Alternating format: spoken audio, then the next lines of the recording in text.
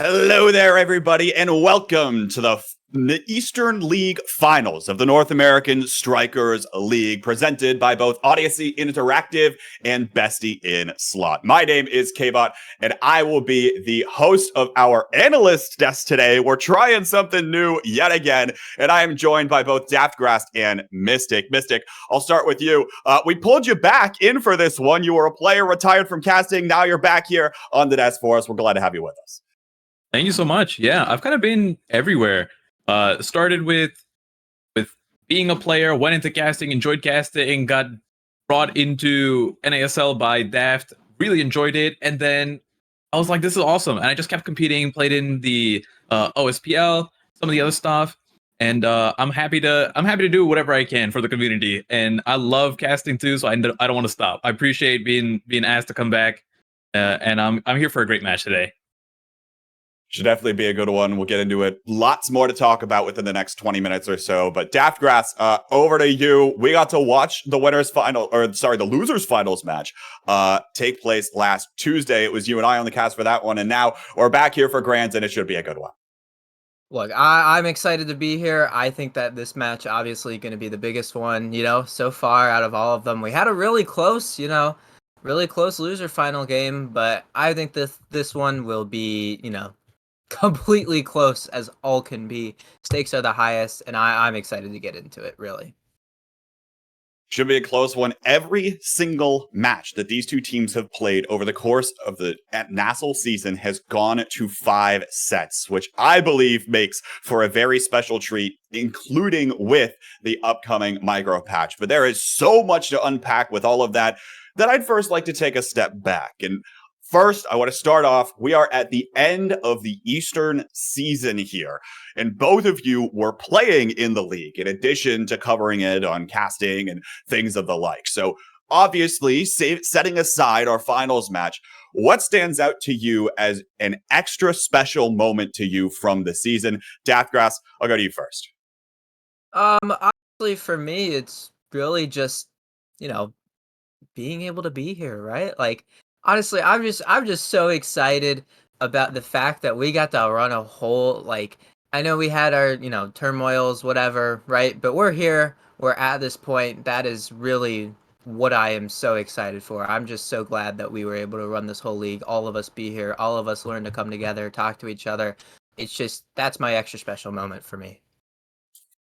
The power of friendship, as it is. Mystic, anything from you stand out from this league so far?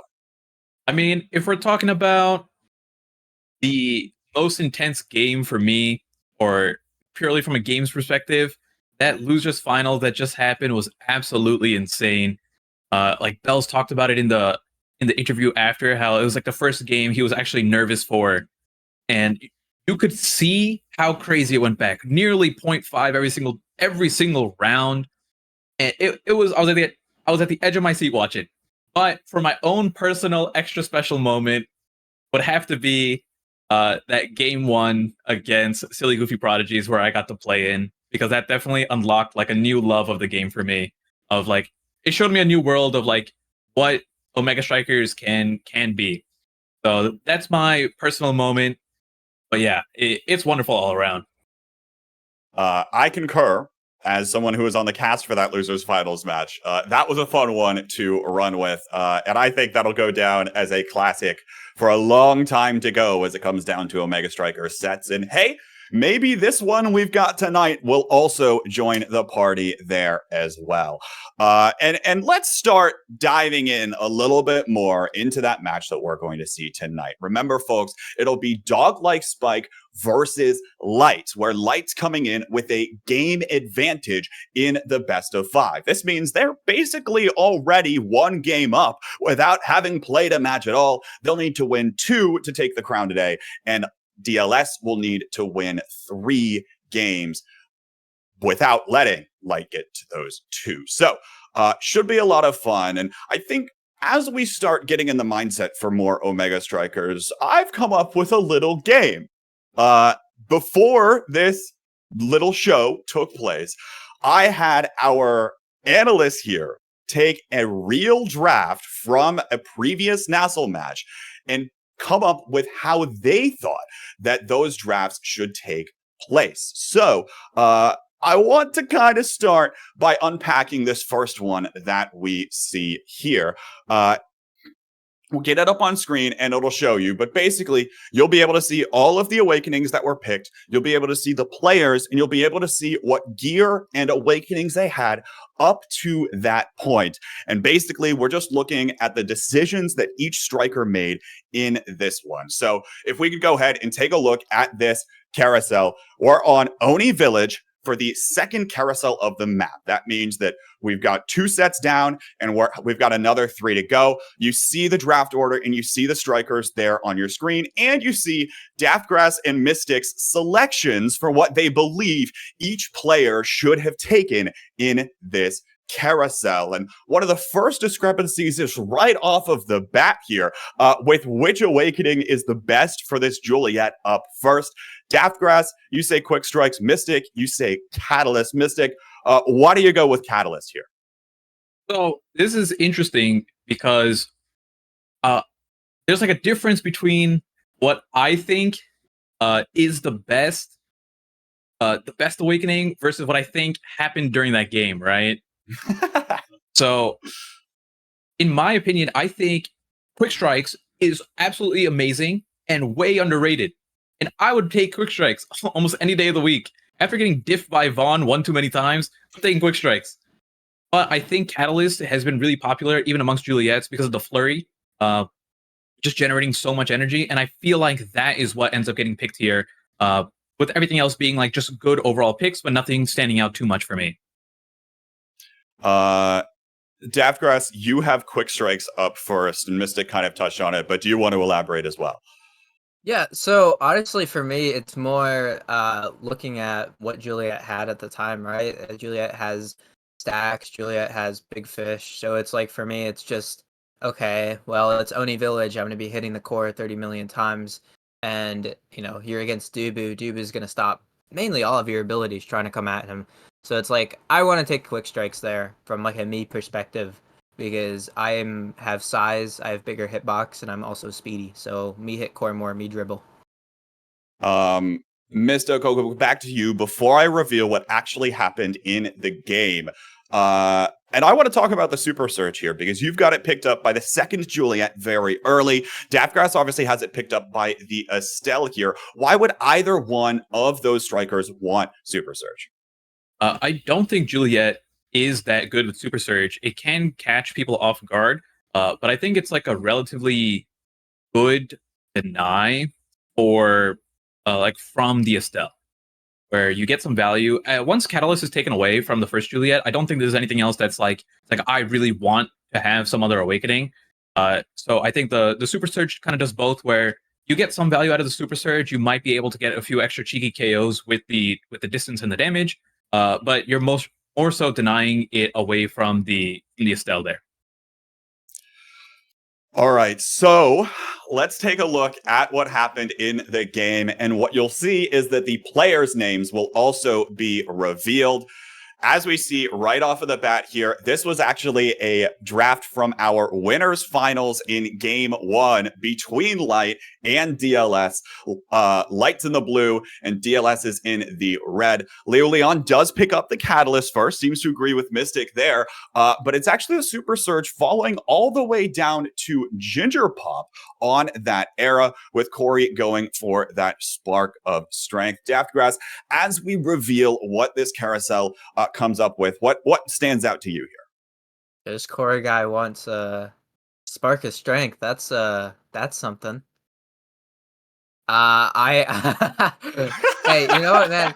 I feel like you're on Oni Village, right? Like if you want to take Super Surge, there's your time, right? Like that's the time.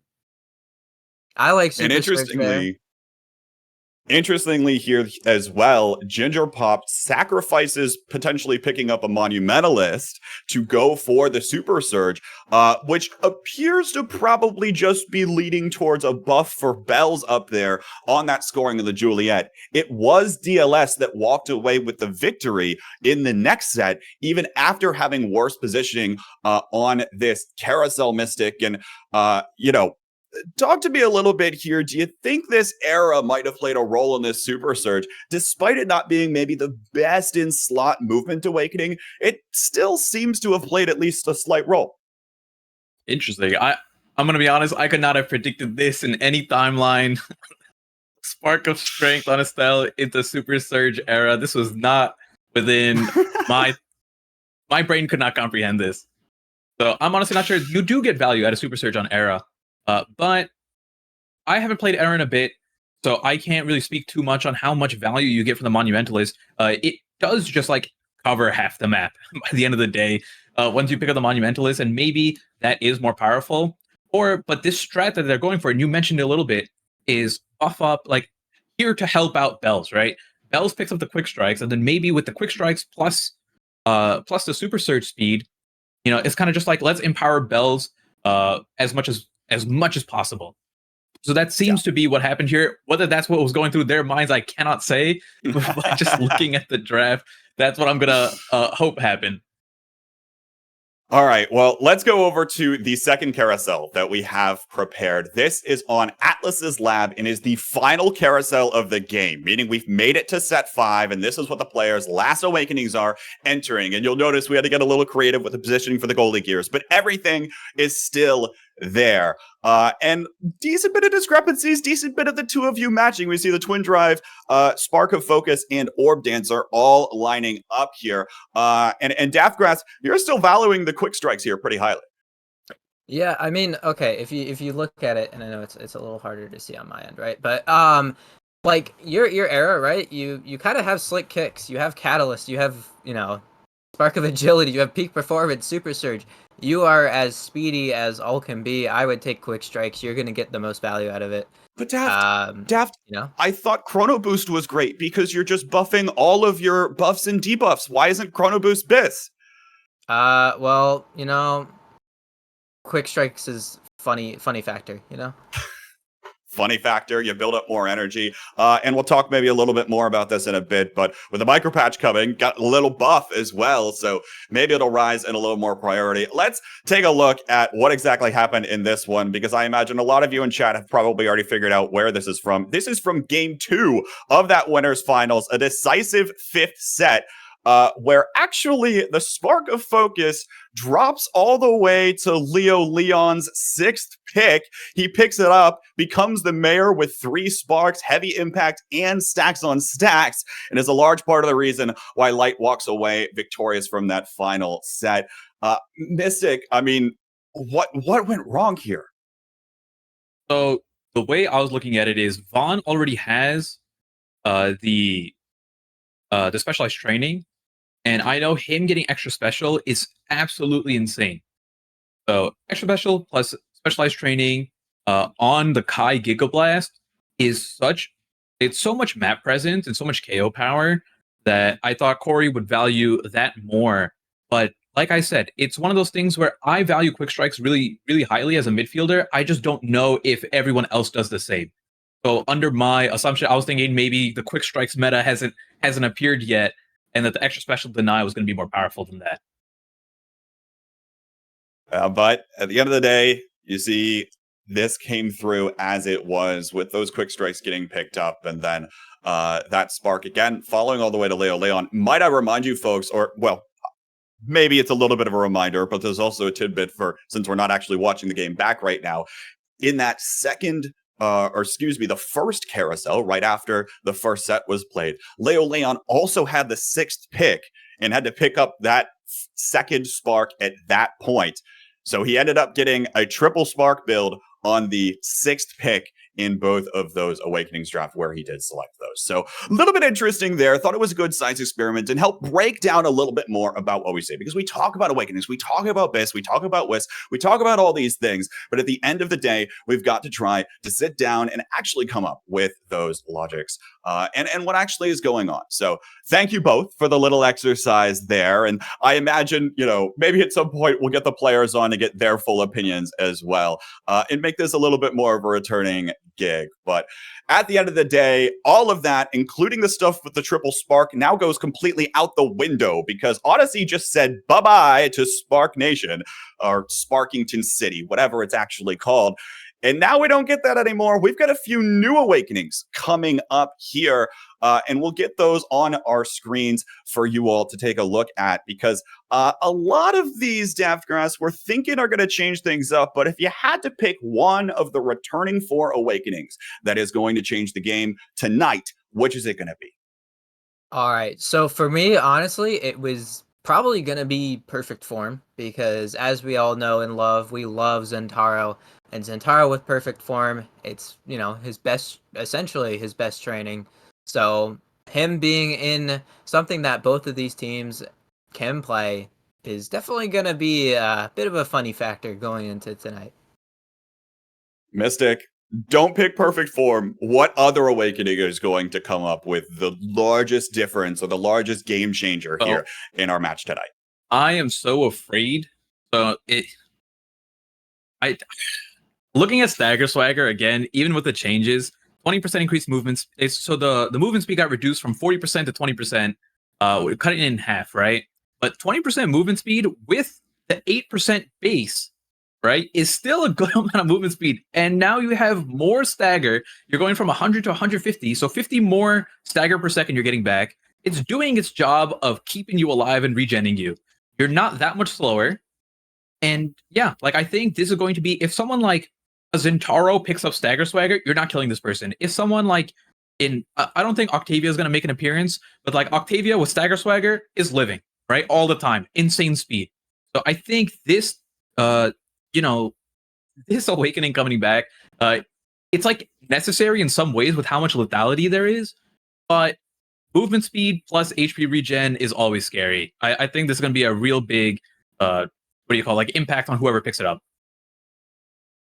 Yeah, I mean, but we'll just have to wait and see. We are at the mercy of the RNG and what happens at the carousels in terms of who's actually able to come away with things. But I think we'll be able to track more of the implications of some of these awakenings as we start going further along and start addressing some of the small little intricacies of these matchups. Folks, again, reminder, this is Dog-Like Spike versus LYTE. And all of the players on these teams have basically been in friendly little rivalries with each other since release, if not since before that time, with numerous events, Mystic, in the past few weeks and months here, where all of these players have met up at finals, whether it be LANs and Flipside or what have you. And all of these events, these players have put on quite a show. Yeah, it is something absolutely insane that we're about to witness. We've been going through weeks of NASL, so much history behind the teams coming into NASL to start with. Like you said, between Flipside, the CECC LAN, we have OSPL, right? Maybe some of the players have moved around between these things. The Vaudables Primetime Tuesday Tournament Series. So there is so much between these players who are in this final match here that I cannot wait to see it happen. We have here the results of Flipside and CECC LAN being shown to us. LYTE coming on top in Flipside, but DLS taking away CECC LAN. So I'm gonna pass it back to you, K-Bot. What are you expecting from this, or maybe Daft? Either one of you guys. Well, I'll send it right back over to Daft, because even at the beginning of this season, it was 2 entire months ago when all of this took place. But at the beginning of the season, I think everybody was guessing that these two teams would be on a collision course to meet right exactly at this point. But despite that fact, there was uncertainty around LYTE, who picked up numerous losses against every playoffs team during the regular season. But Daft, it feels like they've turned it around a little bit. Yeah, turning around, they do. They have. They're up 1 game already in this grand finals because they did come from that winner's side. Again, I think Leo Leon, one of my favorite players, and really overall, he's just so incredibly consistent at the video game. So them turning it around, I expected that to come. All right. Well, now we've been talking about individual players, and let's take an even closer look now as we go matchup by matchup between the 3 different roles that are typically played in Omega Strikers. And I'll start with the goalie position, where we'll have You Already Lose, also known as Caleb, go off against Vaughn of DLS. And Mystic, I'm imagining here that these two players are frenemies. They know each other well. They've teamed with one another. And I doubt that Vaughn is going to ever say that he's going to be a better goalie than Caleb. But Vaughn's going to have to at least put on a decent showing here if he wants to walk away victorious. Yeah, I think Vaughn has said it before, where he kind of puts himself at that number 3 position as goalie behind Streak and You Already Lose. Not saying that he's a bad goalie at all. I think he's on their tier. I think You Already Lose, though, has a little bit of step up on him, though. Between the Dubu, the Amy, although the Amy hasn't been making as much of an appearance now, the Dubu has been such a menace. Vaughn can play the Dubu as well as the Kai, but You Already Lose does it just a little bit better. However, I don't think this is where the difference in the outcome of the game will happen. Daftgrass, I want to talk real briefly about a point that we can see on our screen with the stats numbers here, but also it seems to be in general with some of the other stats numbers we're not showing tonight. In the winners finals match, LYTE 100% had more orbs in the match. How important is actually that orb collection when it comes to a game of Omega Strikers? Well, honestly, really just depends on what type of awakenings you're rolling, right? Because if you do get that orb dancer, you get those orb cooldowns, maybe you grab replicator, being able to pick up those orbs. I'm someone who will, if I see an orb, sometimes I leave the play just to go grab it because I love having my core flip up all the time. I'm a huge fan of grabbing the orbs as much as possible, and as you can see, obviously, You Already Lose 96 orbs. You know, he across those two games, he's picking them up. He's getting his core flip, maybe a little slightly more, just through the energy from them. Let's head on over to look at our next matchup here between Bells and Leo Leon. Daftgrass, this is your heaviest impact matchup here. This is where you think the game will be decided. Why is that the case? Look, you're talking about two of the single best brawlers in the game at this time, and really it comes down to whether or not which one of them might just pop the other off the side, right? I think Bells, Leo, Leon, both very good in what they do, but I think here that in terms of the kills, my bet is on Leo Leon. This man is a menace. He was a menace back even in beta on the X. Absolute wild player at finding those kills off the sides. But on the other hand, you know, Bells kind of known as kind of more of the scoring guy. So really going to be interesting to see how this plays out in the match. Mystic, real briefly before we move on, we've talked an awful lot about the Zentaro and its potential presence in terms of this new micro patch as of 3 hours ago. Do you think this Zentaro is going to make an appearance here or not tonight? If it doesn't make an appearance, it's because it's banned. That's the only reason. Otherwise, I think there's a good chance we see it in nearly every... I don't want to say nearly every game. I think it's going to be really powerful. It might be starting Awakening dependent. We might see it more from Leo Leon than we see it from Bells, because Bells is really comfortable on the Juliet and the Rasmus, two of his most popular played brawlers. And I'm going to say the two, Bells being the best Juliet and Rasmus player currently in NASL East. So that's my take on it. Zentaro will make an appearance, whether it's from Leo Leon, whether it's from both, or if it's going to be banned, it's gotten out of here.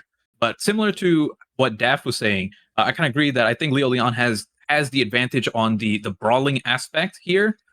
But Bells being the scorer that he is, I mean, you can take a look at the stats here, right? 1 less goal compared to Leo Leon, but nearly 20 less shots. The ratio of shots to goals a little bit better for Bells. I think he is just better to finish it off. But yeah, gonna pass it back to you. Let's take a look at the midfielders, right? Lastly, let's take a look at those midfielders, because Mystic, this is where you believe the heaviest impact matchup will take place. Why is that? Being a midfielder player myself, I know how many of the games come down to who can procure their forward the rock more. So I'm not sure which way it's going to go. I got my money on J-Pop. Man is great. He's been a legend for a long time. But yeah, I think this is where you'll see the difference. So that's my take on it. The other thing I want to comment on, I mean, there are so many different strikers that the two of these players have played over the course of the season so far. Ginger Pop has pulled out something like 5 different strikers. Corey's pulled out something like 8 different strikers throughout the season and including playoffs. But most notably, I'm keeping my eye on the rising popularity of the Estelle, especially in the hands of Ginger Pop, who played the character way back in beta and was known a little bit more for that character there. But now it's almost match time here, you two. So we got to get into some predictions. What are you thinking as we head into this series? Daftgrass, I'll end up starting with you here. How do you think this is going to shake out? Well, obviously, I think we're gonna have another close look, something like losers finals. For my prediction, I'm betting on a 3-2, 3-2 series. We're going to the last game. I have 3-2 DLS taking it all in that final game. But you know what? It's gonna be close, whatever happens. Mystic, I'll give your predictions here. Who you got here and why? I'm right there with Deathgrass. I think the one game advantage for LYTE will not be enough, and DLS has crawled their way back through the losers bracket. It's going to be a 3-2 finish for DLS. You all are saying some bold words for the team that is coming from the losers bracket and the team that might not have all of the momentum at their backs. I've got LYTE here. They have looked like they can pull it out in the clutch moments. And I think that game advantage will play a role. In fact, I don't think we're heading to game 4 or game 5, whichever one it is, because I think we're just going to see 2 of the first 3 games get won by LYTE. But hey, what do I know? That's why I'm in Plat, and that's why the players are playing. But folks, we are getting oh so close to match time now. We will see you all on the other side of this best of 5. But for now, I'll send it over to both Gordo and Borg on the call. Fellas, take it away.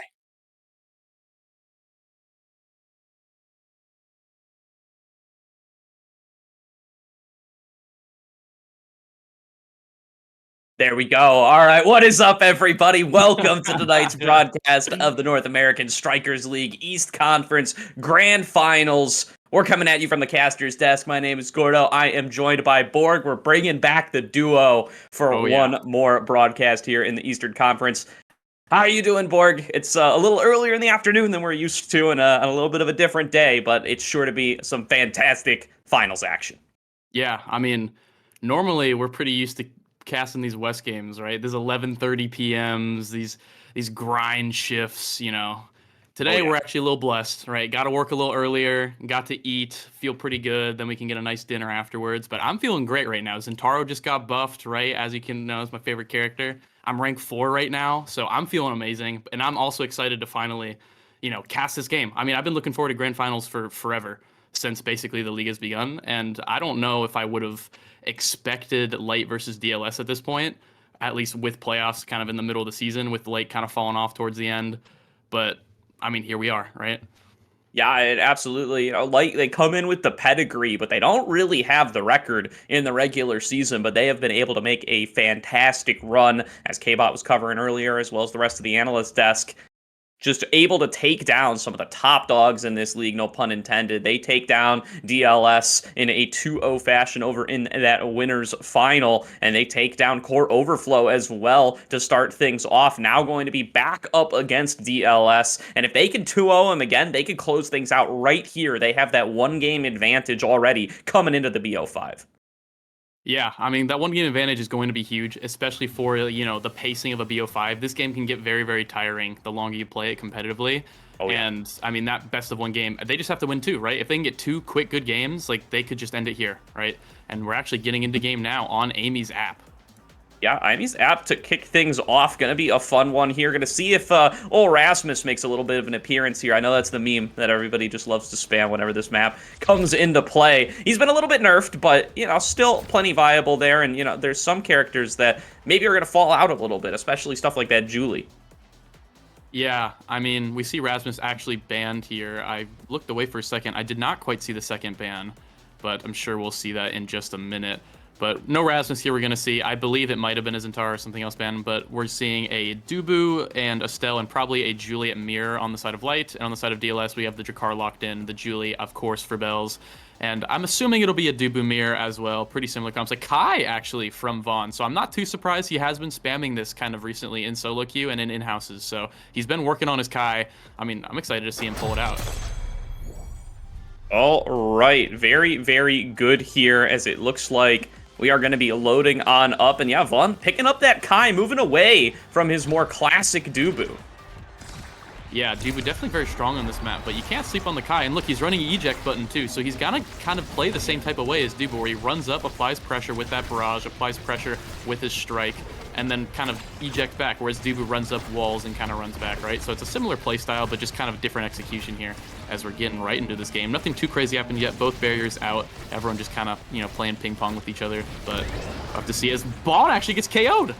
Yeah, just immediately going to get taken off the bottom side of the map. That's a numbers advantage here for LYTE, who are now just grouping up as 3 on the bottom side, throwing down the Tofu Fortress, trying to keep this core over on the right side of the map. But Vaughn back out onto the map. Doesn't look like too much damage has been done. They even managed to keep their goal barrier up. So plenty of space to play with still. Dog-like Spike losing the first member, but not giving up too much otherwise, as Leo Leon now just getting beaten up by Bells here, already in that staggered state.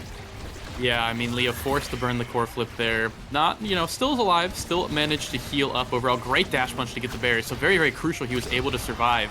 And now, I mean, LYTE's looking like they're in the advantage state. However, DLS does have the energy lead overall. Corey, although, has this core flip coming up. If he can make a difference here with it, then we could possibly see it. Has it popped right to Leo and right to the bottom corner. I mean, just amazing play from LYTE there.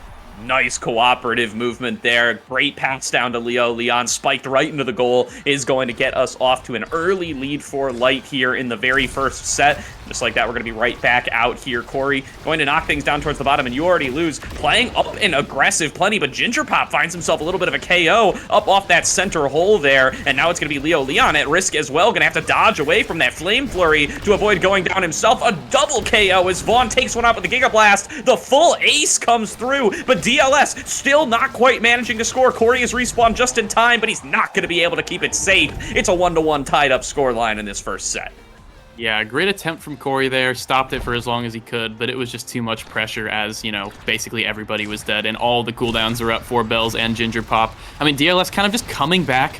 They realized, you know, that first point we played a little slow, got a little sloppy with Vaughn dying early, and they just came back with full force, right? But then here comes LYTE back again, already getting that barrier. And Leo showing more of what we saw over him in some of these big upsets. He just steps up 1 versus 2, throwing down, taking on all comers, and manages to take down that goal barrier pretty much single-handedly. And now he has Corey for the backup. You already lose, buying a little bit of additional time as well for some of those staggers and cooldowns to come back. And now it's in Leo's hands once again, ricocheting off the center, looking for the goal. Gets a nice double shot there off that Flying Phoenix, but can't quite find himself too much else. There's going to be the goal barrier opened up for DLS, so tied up in that sense. Now Corey still looking for these shots. Piercing shot nearly getting on through there. Goes in for the core flip, passing it over, trying to set up for Leon, who is taking the goalie down. But Ginger Pop, a beautiful lock and load there. Knocks it off the top side and is going to be able to receive it himself and keep this set going. Ginger Pop just absolutely saving this set so far. But Leo Leon with the flip, and Ginger Pop saves it again! I mean, Ginger Pop is just the best goalie in the world, or what? I mean, Vaughn's getting so pressured here from Leo, as we see right there. There's a great strike from Leo. It was only a matter of time at that rate. But one thing to kind of keep in mind here, guys, is that while the Kai does have a little bit more forward pressure compared to the Dubu, against the Juliet in that general matchup, the Juliet can basically dash punch Kai through almost everything, right? Compared to a Dubu who can log, who can wall, who can basically use any cooldown to stop that dash punch. So it's going to be way harder for Bells actually in this game to score compared to Leo. So heads up on that. Yeah, for sure. You know, in theory, the same should apply to Ginger Pop's Drakkar, but Leo Leon apparently can't just get it through him there, just getting so much done in that last volley. But now Corey taking a fair bit of damage a little bit far up, but Ginger Pop's already been staggered and is stuck on the wrong side of the map. A nice pass over to Leo. Vaughn keeping it safe, goes back with the eject button, but he can't get back to the bottom side. And that's going to be a first set win to LYTE. Yeah, I mean, LYTE's coming to play, like, right? They're absolutely just coming to play, securing that Julie, the first pick. Will they get rewarded for it? Not too much. I mean, that perfect form, you know, back in rotation now, possibly could get picked there. Probably is going to be taking away the prime time from this Kai. We'll have to see here. Should be taking it any second now. If he doesn't take prime time, I'll be very surprised. Yeah, takes the prime time. Kai does get specialized, though, so you guys got to watch out for these Gigas. Vaughn, known for his Giga Blast, as his chat does have the emote Giga Goats. If you spam any of those in chat right now, as the Estelle takes the aerials. Dubu with the perfect form, rapid fire into Bells. Nothing too crazy here. The castless on the Drakkar is going to help a little bit, but that prime time and that specialize is going to matter a lot. All right, and now going to be back out on here for set number 2. Corey going to take it first here with that piercing shot. Ginger Pop taking a fair bit of damage on the other side. It is actually going to be able to finish off a nice little KO there. Numbers advantage here earned for DLS. What are they going to be able to accomplish with it? moving forward. Bell's taking the aggressive stance, going to go in with that Flame Flurry, manages to open things up. Ginger Pop ready to fire in, but Corey is back onto the map to keep playing defense. Leo coming down to the bottom side now, actually, and with Bell's staggered, going to maybe have a chance to turn this back around. Nearly takes Ginger Pop off the map with that Flying Phoenix, but Ginger Pop is firing it back on out with the Molten Bull. Back up towards Vaughn and back down to keep it in Leo's face. You already lose, though, playing that defense, knocking things back aside. Corey going to be able to open up the goal, but it's going to be at the cost of his own life. And now Leo in the Flame Flurry once again just throws it through with the Phoenix and picks up the first goal of the set. I mean, 1v3 just takes it through. Not a super normal 1v3, though. Did have core flip, did have basically everybody completely damaged with that dash punch up, so they all had to be very, very careful around Leo. You might as well give up a goal without dying for it. Vaughn, great save there. A little bit scary as Leo takes the brunt of that after core flipping. So definitely very good here. But something to keep in mind here, guys, as well, is the later this game goes, I think it's a little bit more in favor of DLS because Vaughn, you know, might get a little bit more damage and might have a lot more, I guess, time and space to do things with the more trainings he gets. And same with Bells. If he can get some size trainings, it becomes way harder for this Dubu to keep in mind. But at the same time, you know, if Leo can get a size training or if Leo can get his hands on anything good, Vaughn's in for a world of hurt, as we've just been seeing this entire game. Yeah, especially with the elimination of those Infinite Awakenings. Ooh, a nice KO there earned for LYTE. Going to buy them a little bit of extra space to work with, but Corey, it gets right past him. Ginger Pop doing a good job of keeping this core cleared out. Gets it past Corey a second time, and is just continuously throwing it back out with the lock-in loads. Just basically gets Bells back for free. No cost there to that KO having been earned earlier on, of course, other than the energy that was expended. Now Ginger Pop going to be plenty low. Leo Leon going to go in for the core flip, gets deflected away by Vaughn once again, but Leo just keeps smacking it forward and keeps finding the angles to open up these goals. And now you already lose off the core flip. Vaughn going to have to knock it away with the barrage, but now another core flip from Corey and another goal earned for LYTE.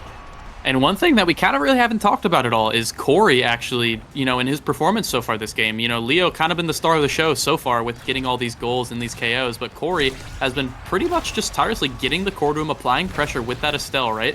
And just right there as we see it, finding the core flip in the perfect spot and just capitalizing off of Leo's pressure. Definitely is Corey getting knocked around, bullied by Bells here, and is going to get taken off the map. But Leo, he doesn't care. He's scoring on the bottom side. He's taking a 3-0 set for LYTE. On this second set, it's a 2-0 lead in game number 1. Hop on the Leo train, ladies and gentlemen, because he has taken us all the way home at this rate. They're 2 sets up, 3-0 dominating set here.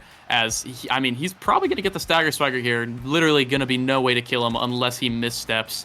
So, well, I say that it is Amy Zap, so maybe one stray Giga could knock him off the map. This draft could really make or break this game as Kai gets the Twin Drive, takes it away from the Estelle. Quick strikes on the Jakar, very, very crucial. Just recently buffed, actually, so we'll probably be seeing Ginger Pop with a lot more energy and Bells with the prize fighter. We're going to be seeing a lot more aggression out of DLS this set, guys. That's what we want to see here. DLS going to have to take some control in this set number 3 to fight their way back into this game number 1. Don't forget, it's going to be match point already if LYTE managed to take the first one, and Bell's going to lead us off with an early KO. That's what you're looking for, as Vaughn is out here with the eject button. Going to have to blink back to save that goal barrier, but the numbers advantage there nonetheless. Just wants to get it in the hands of Ginger Pop. Bells knocking you already lose aside, but Leo Leon manages to clear it back out. Vaughn ready to receive with that eject button once again, though, and the stealth coming through. That Xeno Cloak going to get Ginger Pop out of dodge as he is just getting picked on here by this Juliet from Leo. Bells now on the top side, goes in, knocks it all the way around the world, and Vaughn going to end up losing that goal barrier for it, but it's a KO earned for Dog-like Spike on the other side. It's a goal opened up for them as well. Bells gonna get knocked back away, but there's the Xeno Cloak from Ginger Pop. He appears out of nowhere, and he scores one for DLS. And like I said, aggression from DLS, that's the key to their success here. Bell's getting 2 on the prize fighter already. Actually, I believe it's 3 stacked already because it does start with 1, if I remember correctly. But, I mean, gets 2 on there. And then one criticism I've really had with Corey in general all this season, since, you know, he died both the times there, is his ability to actually survive for long periods of time. He puts himself, tends to put himself in a riskier situation to get Leo that core sometimes, and Bell's just taking full advantage of it there. Yeah, definitely has been something we've seen happen to Corey multiple times already in this game. You know, you want to get it in the hands of Leo. He's shown what he's been able to do with it, but gonna need the teammates at some point or other. Ginger Pop taking a fair bit of damage there off the back of that piercing shot, and now going to be opening up the goal. Leo with it in his hands. Corey ready to receive up on the top side, throws out the Crystal Thorns. Color flip coming through from Ginger Pop to buy a little bit of additional time, but it just doesn't get the job done. Leo is still there. Passes off the center from Corey have been clean thus far. But now it's finally going to get cleared back out. Now Bells trying to get into the hands of Ginger Pop. Corey up on the top side, knocking it forward once again off the back of Rose Warp. And now here comes the core flip from Leo. Knocks it forward, but can't find it in. And Bells has actually found the goal barrier up on the other side. Xenocloak comes through once again. Ginger Pop is there and ready to receive, but it's Leo Leon once again, forcing it through. 1 versus 2. Another goal going over to LYTE. And I mean, Leo Leon, just Leo Leon 500. Like I said earlier, hop on the train because this dude is absolutely popping off. We've seen his rise in playoffs, right? In the regular season, it looked like, you know, kind of just falling through. Maybe not really, you know, used to play that X mainly, but once X got nerfed, looked a little bit shaky. But recently on the Juliet and on the Zentara specifically, he's been looking absolutely clean. As, you know, Ginger Pop actually gets that barrier there first. So DLS looking a little bit more there. Great save from Caleb, and Leo trying to turn it around here, but Bell's getting quite low. Caleb with that, or excuse me, you already lose on first name basis. With that Dubu, well, able to stop it for now. Yeah, you guys are chill. You're on a first name basis like that. You know, no big deal. We're just cool like that. I think the whole community is on a first name basis. Pushing it up on the top side. Leo trying to take control. Goes in for the core flip. Vaughn with a great save, though. Keeps the goal barrier standing. Ginger Pop now trying to return the favor back onto Leo, who is staggered, but is going to have those orbs to try to get himself back up. Vaughn switching roles now, playing up at midfield, trying to just get it forward for Bells. Ginger Pop ready to receive up on the top side. Leo clears it back out. Ginger Pop ready to receive, gets knocked away, and there's going to be the goal barrier finally opened up by Leo, and you already lose now. Playing up at midfield, trying to get it in, but he's going to get KO'd for his efforts. But Corey, ready to receive, knocks it back away, but Bells is going to find it with the Flame Flurry, and it's a 2-1 lead coming through for DLS. I mean, give it to Bells enough times, and he'll show you what he can do, right? Gets that barrier, gets the goal, and the 2 KOs off of that. I mean, just really, really well played there from Vaughn as well, too, who runs up, lets Ginger Pop defend a little bit as the Jakar was very low, gets the orb. But the Kai, I mean, we've seen it before with Vaughn, right? When Vaughn was playing that midfield on many of his other teams, including Trio Abusers, the other famous team that basically has been tearing up everything recently. But he's not, you know, he's definitely not a stranger to this midfield, to this forward position as he runs up, finds the flip, but great wall there from You Already Lose to stop it out. But these are the plays that DLS is going to need to actually crawl their way back here. Yeah, great stuff there from You Already Lose, but is he going to be able to save the set as Ginger Pop is there to knock it in, and it's going to be a set win for DLS. They will not go quietly in this game number 1. Not quietly indeed. They finally get a set, and Bells with this crucial first pick. Both size training still in the pool as he does get rewarded with the big fish. This is going to be absolutely huge because one Juliet is basically going to be bigger than the other right now, which matters so much more, especially into these defensive goalies that have so many opportunities to save it. However, that does leave the Happy Star, the extra special for the Dubu. We're going to be seeing a lot more Dubu walls out here, a little bit more impact damage for Vaughn, hot shot taken away from the Jakar, and Orb Dancer from Corey. So possibly going to be running a little faster. If he doesn't die, will definitely be helpful, but nothing too crazy here other than the size training and the Happy Star here. Yeah, for sure. So nothing too wild other than that big fish. So we'll see what it's going to mean for the rest of this game. Leo Leon bullying up on a Ginger Pop there, but a very early KO. Bell's now on a 4 KO streak, has kept themselves alive for so long and is getting rewarded for it, is now going to be knocked back over. Ginger Pop pushing in from the top side, but You Already Lose, knocks it back away, continues to be able to deflect away the core with that big Dubu model. Doesn't even need the big fish to take up that much space, is now Corey going in with the Rose Warp. It's going to be knocked back away. Leo, just trying to stay alive, has to go elusive to avoid the big Giga Blast that would have certainly meant the end of him, and Ginger Pop is taking control down on the bottom side. Still going to be seeing what they can open up here in set number 4, and the answer is going to be the goal to start us off. Yeah, and I mean, we talked about the Leo train as he runs here through, but great save from Vaughn. But with that starting kill here, I mean, my narrative just completely went down the drain because Leo proving himself again and again, doesn't even need a size training, puts it in against DLS. Amazing, amazing comeback there. It looked like DLS was very, very, I guess, in the lead with that early KO and with that early barrier take, but Vaughn just unable to hold it against Leo. Yeah, I mean, that's just the reality of the situation. Hard to say anything else as it just slips on by. Somehow these angles just keep getting found there. But now it is going to be no more Leo available, at least for 3 more seconds. That makes quite a bit of a difference. DLS able to open up the goal there. There's the core flip coming through from Bells, and they just can't stop the onslaught. DLS gonna tie us up at 1-1 in set 4. And maybe now I can say my narrative. Yeah, you hear the sound? Ding, ding, ding. It's time for the bells, baby. You hear the bells ringing because he's coming to town now. I mean, Leo, like I said, still playing so well, but with that big fish, just finds that KO immediately onto Leo. He's found 1 kill at the very least at the start of every round with that prize fighter as well. He's stacking. He's looking really scary. Yeah, and Leo is just completely getting taken out here. Is going to be knocked off to the side off the Giga Blast. Was out of stagger, was out of energy, out of everything. And that's going to be another goal earned for DLS. Have they found the recipe here, Borg? Taking Leo Leon off the map, they have found themselves 2 goals in a row.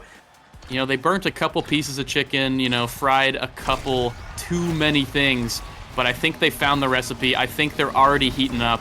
And we'll have to see if they can fully turn it around. I mean, LYTE definitely still has a chance in this thing, as in this game, as Leo Leon takes out Ginger Pop. But Bells and Vaughn, both notoriously good for their forward play, but Leon just taking it to them in the forward. Man up here. Power play, can they stop it? Yeah, going to be a tough one here. Corey moving in up on the top side, trying to move it forward. Leo Leon again hit with that Molten Bull, trying to find his angles to be aggressive, but maybe learning to keep his wits about him a little bit more, as he's been taking out 2 games in a row here. Is now going to be knocked back on down towards the bottom side. You already lose, going to have his goal opened on up, goes in for the somersault to try to stop it, and will be able to buy himself a little bit of additional time. But Corey with the Rose Warp forward sneaks it right through Vaughn's fingers, and there's nothing left to defend. 2-2 in set number 4.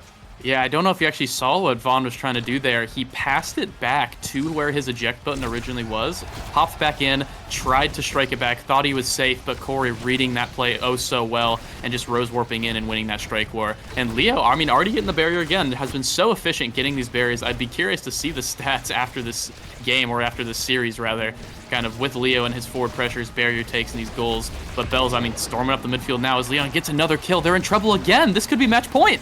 It could absolutely be. Leo taking full control, finds himself the double KO there in the opposing goal. Now passed on down to Corey. It's all on Bells to play Juliet defense, and he can't get it done. A 3-1 set victory for LYTE, as they are now up 2-0 in the grand finals. Yeah, you guys got to remember, they are at an advantage for being on winner's side, right? So they have that game advantage, which means this win puts them at series point, right? So if they win 1 more game, they win the series. DLS is going to have to 3-0 them now in a basically straight up best of 3, just straight up 3-0 them all 3 games, or else they lose, right? There's no shot. As we look at the scoreboard here, let's see the difference. I mean, Bells had a couple more KOs, you know, DLS able to find a little bit of aggression towards the end, but just unable to really put it in. I mean, Leo just finding so many of those crucial kills in that last set towards the end, and 6 goals. I mean, just showing up for it. For sure, and they're really going to have to turn it back around now if they want to find themselves that reverse sweep. Going to be a long, hard battle for DLS to be able to turn this one back around, and this is now 3 games they have lost in a row in this matchup up against LYTE. Remember, it was a 2-0 back in the winners final. DLS was able to fight their way back here to get the rematch, but so far, fate's not changing too much. Yeah, and I think one of the key things with this game, you know, is really this Dubu pick. I think the Dubu pick early on, at the very least, towards the later sets, it started to look a little bit shakier overall. Not the Dubu pick, but just the comp around it. It felt like the Dubu pick in those first 2 sets specifically really just held it down completely for LYTE and allowed the LYTE forwards to just play so far up and to just play so aggressive. Whereas we look at the side of DLS, they had that Kai, a little bit more aggression, but Vaughn was just really unable to hold against Leo, and Leo notoriously good for keeping core control and finding these clutch plays. Yeah, that's what makes so much of the difference here. I mean, you could see little sparks of hope there for DLS, though. They found those angles where they were able to KO Leo, and when they were able to do that, it actually got a whole lot easier for them. They were able to take that numbers advantage and pressure it into a goal incredibly quickly. It usually just ended up taking 1 KO. There were not a lot of rounds where Leo went down, and it did not end up in a point for DLS. Yeah, I mean, finding that aggression, but like I said, on that Amy Zap with that Rasmus ban, if they can't find the aggression and play it on that map, I don't really know what other map, maybe Demon Deus, they find aggression more on that map, but I think they might have to revert their playstyle a bit here. You know, I would like to say that they, you know, was a little bit of a fluke, but LYTE kind of stomped them. They got one set, but it, you know, it started to look a little bit better for DLS towards the end, but nothing really deterred Leo from just absolutely popping off that game. Corey, you know, finding so much, actually gets that final goal there in between the dribbles, you know, probably a given at that point with just Bells in the net. However, it is very important that I think DLS needs to change the playstyle, possibly pick up that Dubu as well. And we'll have to see what the adjustments they make, but I'm expecting adjustments of some sort.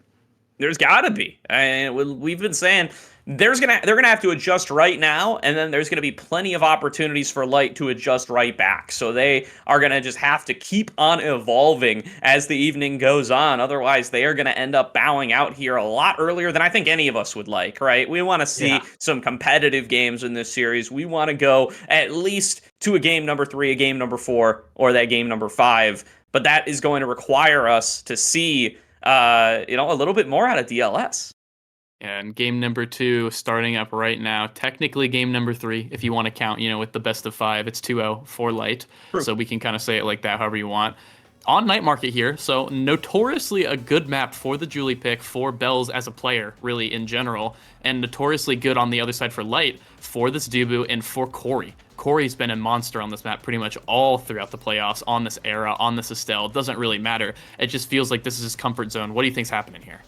Yeah, I'm really curious to see what we're going to end up with here. I mean, when they've gone to Night Market during the regular season, this is where DLS, at times this is where they ended up with Vaughn actually playing forward, as they, had to make some substitutions there. But other times, I mean, it's brought out some other interesting picks. We've seen stuff like the Vice out of Ginger Pop in these sorts of matchups previously. It would be a big surprise to see here in the grand finals, but I mean, a big surprise is what we need to see out of DLS. Yeah, and actually, with that Drakkar ban from LYTE and the Zentaro ban from DLS, I'm expecting a Julie Mirror, but I'm actually expecting the Vice from Ginger Pop here. He has been playing it a bunch recently. Oh, we see the Rune! Okay, this is another pick that I was actually curious about. I wasn't sure if he was going to pick it or not, but on Night Market, this character is definitely extremely good, blocking the entire pathways, basically, with that creation, with his pillar, especially if he gets a Monumentalist or a Timeless Creator. So we are going to see the Julie Mirror, and we are going to see the Dubu Mirror as well, but the difference being the Estelle versus the Rune. I'm going to give the edge of DLS on this game. Yeah, I mean, looking like it could be a pretty good setup for them. I'm curious if this is just gold player opinions here, Board.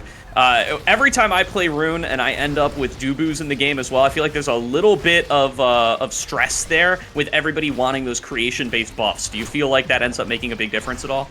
So not too much. At higher elos, Dubu actually doesn't really care too much about creation trainings. He does like the Timeless. However, Dubu can definitely play with other trainings and with other, I guess, awakenings, I should say, in my beta mindset here. But Big Fish start and Happy Star, the extra special start in this game. So Rune will be having that extra cooldown with that Happy Star, as the LYTE just taking it as I'm ranting a little bit there. Corey with the great goal. Vaughn just not quite in position. Ooh, some big fish there, but not going to be big enough for the Dubu to make this block. Vaughn going to end up letting one through early on. The momentum going to be in the favor of LYTE, but plenty of more goals to go for DLS to be able to come back alive in this second game. Oh my goodness, the damage out of Leo Leon, though. Absolutely insane. Bells nearly KOs him right back. Just barely manages to keep himself up as the banish comes on through. Good damage. Finds its way onto Corey, and Vaughn now stepping forward up towards midfield to try to turn this back around, but Leo Leon steals away the core and opens up one of those barriers. Bells knocking it back up and down now in between those center barriers, trying to find a way through, but it's going to end up in Corey's hands on the bottom, and a KO earned for Leo and Corey working together, but the double banish from Ginger Pop going to buy a little bit of additional time. Vaughn going in for the somersault, not going to be able to find its mark, and now Leo passing it back up, trying to buy a little bit of space, a little bit of time. Pass up from Corey, can't quite find its mark. Ginger Pop knocks that one back away as the unstable anomaly is there to play that extra little bit of defense, and Leo gonna find himself the KO once again at the cost of one of his goal barriers. Yeah, and Leo just so crucial to LYTE's success here, finding all of these KOs, finding so much pressure with that big fish on the Juliet. And the main difference here is that Estelle finding that extra damage, finding that extra presence compared to the Rune, while the Rune I feel like is actually starting to get presence here with these banishes. As a great attempt there from Leo with that core flip. But later this game goes, I think the Rune will wake up a little bit more, but right now LYTE is at the advantage. It definitely has a bit of scaling to it. Leo so good at those mix-ups, nearly ends up finding himself another one. Corey going in with the piercing shot, gets deflected off the Tofu Fortress. Bells finds himself that KO onto Leo. These have been the moments where DLS can take the advantage. What are they going to be able to get done? They've got 5 seconds to play with. They're going to open up the goal. Passed back up to Ginger Pop. Bells ready to receive, and there's the goal once again for DLS. Yeah, I mean, like you just said, DLS just so good at converting these power plays, and Bell's finding that very crucial kill onto Leo, getting one back for him, you know, after getting KO'd twice in a row by Leo, finds one back, able to not only get that last goal barrier, but also scores a great banish there from Ginger Pop, with Vaughn backing him up with that Jubu, that Tofu Fortress, and Bell's with Core Flip here, gonna be looking for this last barrier very soon. Great job there to open up one of those goal barriers as Corey now going to get it knocked back away. A good rollout from Vaughn. Buys a little bit of space, but Ginger Pop now taken incredibly low, and one goal barrier already down. The banish finds its way once again onto Leo. They're focusing everything onto him. Bells is going for the KO, and Bells is gonna find it. Now it's gonna be in the hands of Ginger Pop and Bells to try to turn this one back around. A nicely placed Tofu Fortress from Vaughn. Going to keep this on the left side of the map. Going to keep this up in LYTE's face, but Corey doing a fantastic job of keeping it cleared away in time for Leo to arrive once again as the beatings come on through as soon as Leo arrives, but Bells returns the favor. It's a 2-on-2 now, but You Already Lose is thrown down the Tofu Fortress, and a great outplay from Corey off the Rose Warp, gonna get himself a goal. In a bit of uncharacteristic clears here from Vaughn. You know, Vaughn definitely, as we kind of talked about in the analyst desk earlier, definitely a very strong goalie in his own right. Definitely a better, I'd say, overall midfielder, probably the best in the world at midfield in general. But on this goalie, definitely top 3 or top 5, if not top 3, really. And, you know, You Already Lose definitely considered probably the best goalie right now, right, with, you know, Streak and with basically all these other players. But great double barrier there from Bells and Ginger Pop. They bring it right back, and I think Vaughn knows how he's playing. I think he's going to turn this up. I definitely don't think it's the end of DLS here, as they're probably going to get another point here as Bells finally wins that strike war against the You Already Lose. Gets that goal. 2-2, set number 1. Coming a lot closer, much down to the wire here in game number 2, game number 3, whatever you do want to call it on the night. But it is going to be match point for LYTE either way, so it's very important for DLS to try to take themselves this first set. We'll give them a little bit of space to play with as they're looking to scale up. Like you said, this Rune going to be able to get stronger coming into the later game, but he's going to have to be able to make it to the later game to be able to do that. You Already Lose taking control of the core, just buying a little bit of time for the cooldowns to come through for the rest of the teammates. Now Ginger Pop up on this top side. Tofu Fortress comes through once again. A nice block there from Ginger Pop. Going to end up opening up one of those barriers, and now it's 1-1 in that department. Bells looking for Corey. Can't quite find him. Opened up, but there's the banish, and can they move on to Leo? Not quite, and he's just going to find himself the goal. Vaughn not able to get up to the top side in time. It's a 3-2 set number 1 in favor of LYTE. And yet again, I mean, we see Corey gets the MVP, right? Kind of a sleeper, just been quietly playing very well, hasn't really been dying, been, you know, saving his life, not being too aggressive, is able to take away the build different here from Bells, which will be ever so crucial as, you know, still definitely decent training on to Estelle as the size and the impact damage for her primary. Definitely nothing to shy at as Bells takes the heavy impact, wants more damage, wants to kill a lot more. Vaughn taking the hot shot, actually. You Already Lose giving it up for the bulk up. Perfect form onto Leo, and then Prize Fighter onto Ginger Pop. Not, I guess, surprised about that, as the Ginger Pop rune is going to be looking for a lot of KOs here soon.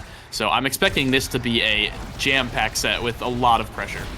For sure, it's all in Ginger Pop's hands now to try to stack that one on up and make a big difference in some of these upcoming plays. Bells going to be knocking onto Corey there, looking to get him into the goal. Can't quite find him, but Vaughn looking to finish off the job. It's a 2-on-2 now over in the other side goal. LYTE still keeping the defense going, but Bells going to be able to find himself that KO and get the job done. Knocked back up towards the top side, looking for Ginger Pop for backup. Vaughn up at midfield to try to keep things up and forward. A nice banish comes through onto Leo. There's going to be a 2-man Tofu Fortress, nearly getting a double KO there for You Already Lose, but not quite going to find the mark. Now still going to be the 3-on-3 back up on the other side. Ginger Pop doing a good job of using these unstable anomalies to keep pushing forward into Corey and You Already Lose, but eventually it's going to find its way past him, and Leon beaten on Vaughn, and Ginger Pop banished away once again, going to take the double anomaly there and going to lose most of his stagger bar for it. And one thing to keep in mind is we're seeing the Ginger Pop, you know, we're seeing Rune find these banishes, right? Ever so crucial, but it's not doing that much damage, and that really is just because when using it on Leo and when using it on Corey now as well, that big fish, as we saw earlier, right? So that big fish is adding a little bit of stagger, adding a little bit more bulkiness, as we see a banish right there, but does not have the pillars to take advantage of it. Vaughn has the core flip, just barely keeping it alive, as Bells looks for the goal. Great save by You Already Lose. Vaughn, great save again. This is going to be crucial here, as Ginger Pop finds a save. The Tofu Fortress saving again, as Bells evades, gets it a little bit calmer now, as Vaughn taking the pressure again, but a little bit of a ping pong as they find a KO. This might be their DLS's chance, excuse me. Ooh, almost got turned back around by Ginger Pop's unstable anomaly, but Vaughn manages to keep it alive. The speed of this core, the banish from Ginger Pop. There's the rune fantasy right there as they end up with another goal for Dog-like Spike. Yeah, just the accelerated aggression there in that play caught me completely off guard as I was making my point.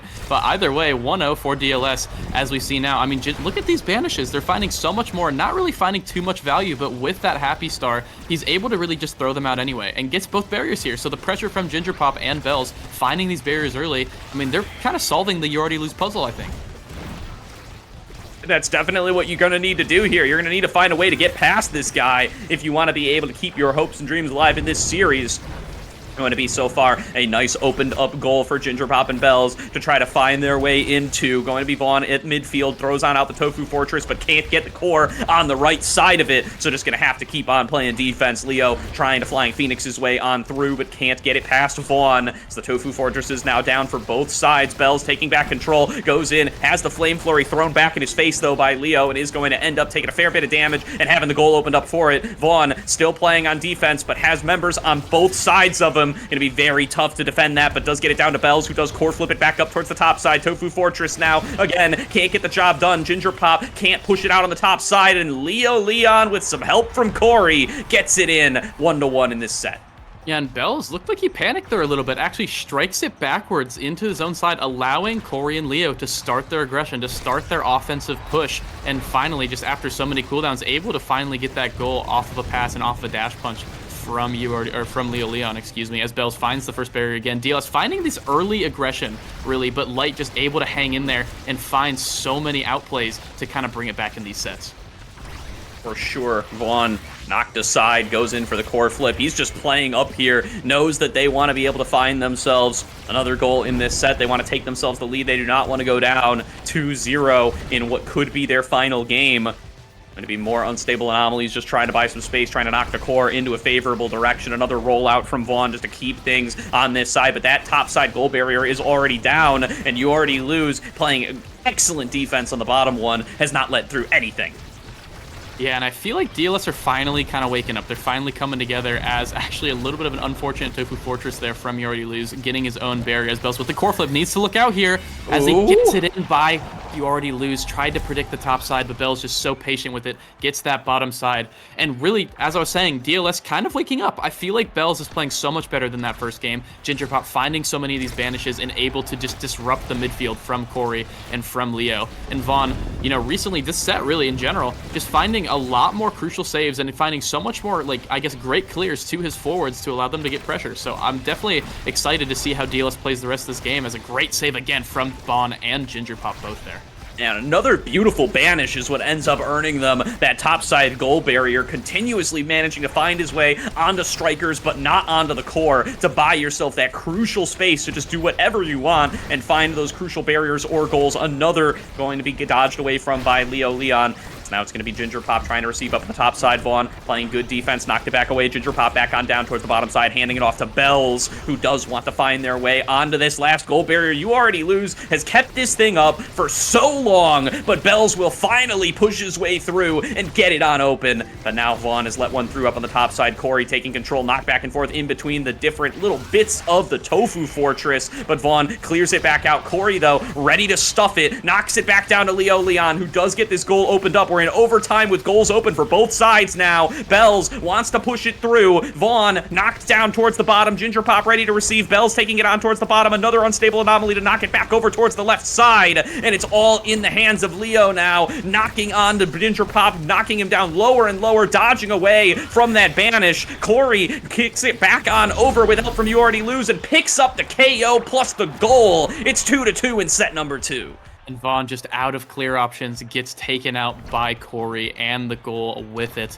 I mean, great play from Corey, but really just the best part about these games is just the Juliet show. These two forwards are both just controlling the course so well. As you see, Bell's getting the first barrier again here with the beautiful dribbles. And a little bit of a tofu sandwich here as Bells gets it again. He gets the second barrier, has the core flip. Can he score? Not quite. Great Double save. banish. Already losing Corey with that double banish onto Ginger Pop. Not going to matter too much. But the attack is still going on with Bells hitting into the bottom corner. 1-1 in sets, Borg. Dog-like Spike comes back alive in set number 2 and find themselves a critical win. We're all tied up. It's a best of 3 now going on for the rest of game number 3.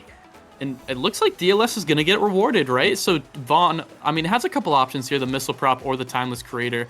I'm assuming might take the Timeless Creator. I'm not sure. Who actually takes the Twin Drive, so realizes he's struggling with these cooldowns, struggling against the Juliet, wants that extra body slam. However, one thing to look at here is the Catalyst. One of the newer trainings from 2 patches ago on the Juliet. Very, very good against, as a Juliet, really, getting so many multi-hits, getting so much energy off of those multi-hits, right? As we see the Timeless Creator from the Dubu as well, going to be helping him with those extra walls and logs. Ginger Pop gets the extra banish time with that chrono boost and 1-2 punch from Corey and specialized from Leo. Not going to be doing too much, but a great banish there. Going to be doing a lot as Leo finds that specialist training. Not able to really kill with it though. It's even here into this next set. Yeah, Leo just demolishing Ginger Pop there in the one-on-one for about a moment, and Ginger Pop just going to have to wait for that stagger bar to come back up as a result. Ready to receive up the top side, though, no longer staggered. Ready to move on in for that second goal barrier. Vaughn stepped up his defense here in this game number 2. Almost jinxed it there as he almost gave up the double, but Bells finds a double for himself and takes the goal along with it. He lines up the double kill with that dash punch, and I believe Caleb or Core, I can't remember which one, they almost had flip. They had a lot of energy, and they just didn't use it. They didn't think they'd die to it, and with the prize fighter, and with this Catalyst, and with so many of these trainings on the Bells, with the Big Fish as well, just finding that kill. Leo trying to find a kill to answer back, but that Rune Banish almost killing him in return. That core flip going to save his life, but not going to get anything else as Bells gets that first barrier. DLS are turning it up this set. Great job by DLS so far in this set number 3. Going to be able to have already found themselves a goal and going to be looking for another one here. Bells already at that Omega level. The banish comes through. Ginger Pop's going to find himself a KO off that one. 12 seconds now with no Leo Leon to help them play. And that's going to be opening up the goal for both sides, actually. Ricochets off the bottom left and finds its way out of the top right corner. But Bells, without Leo Leon there for the backup, he can knock it in all on his own. Yeah, looked a little shaky there as that core flip, opens up the barrier for LYTE, but also, a little bit of an oopsie opening it up for the side of DLS too, but doesn't matter too much. Give Bells the rock as he gets that last barrier and the goal. So really just great play from Bells here overall. He's playing, it feels like he's everywhere, right? It feels like he's ever on the map, getting every single barrier, and Ginger Pop just punishing every single time that they attempt to keep up with him with these banishes. So very, very good heads-up rune pick here, as, LYTE's still, a threat in this game, I think, as Leo Leon can do anything, as we've seen, as the core flip here. Great Timeless Creator Dubu wall there, but not really going to do too much from it as we're 1-1 in these barriers. For sure.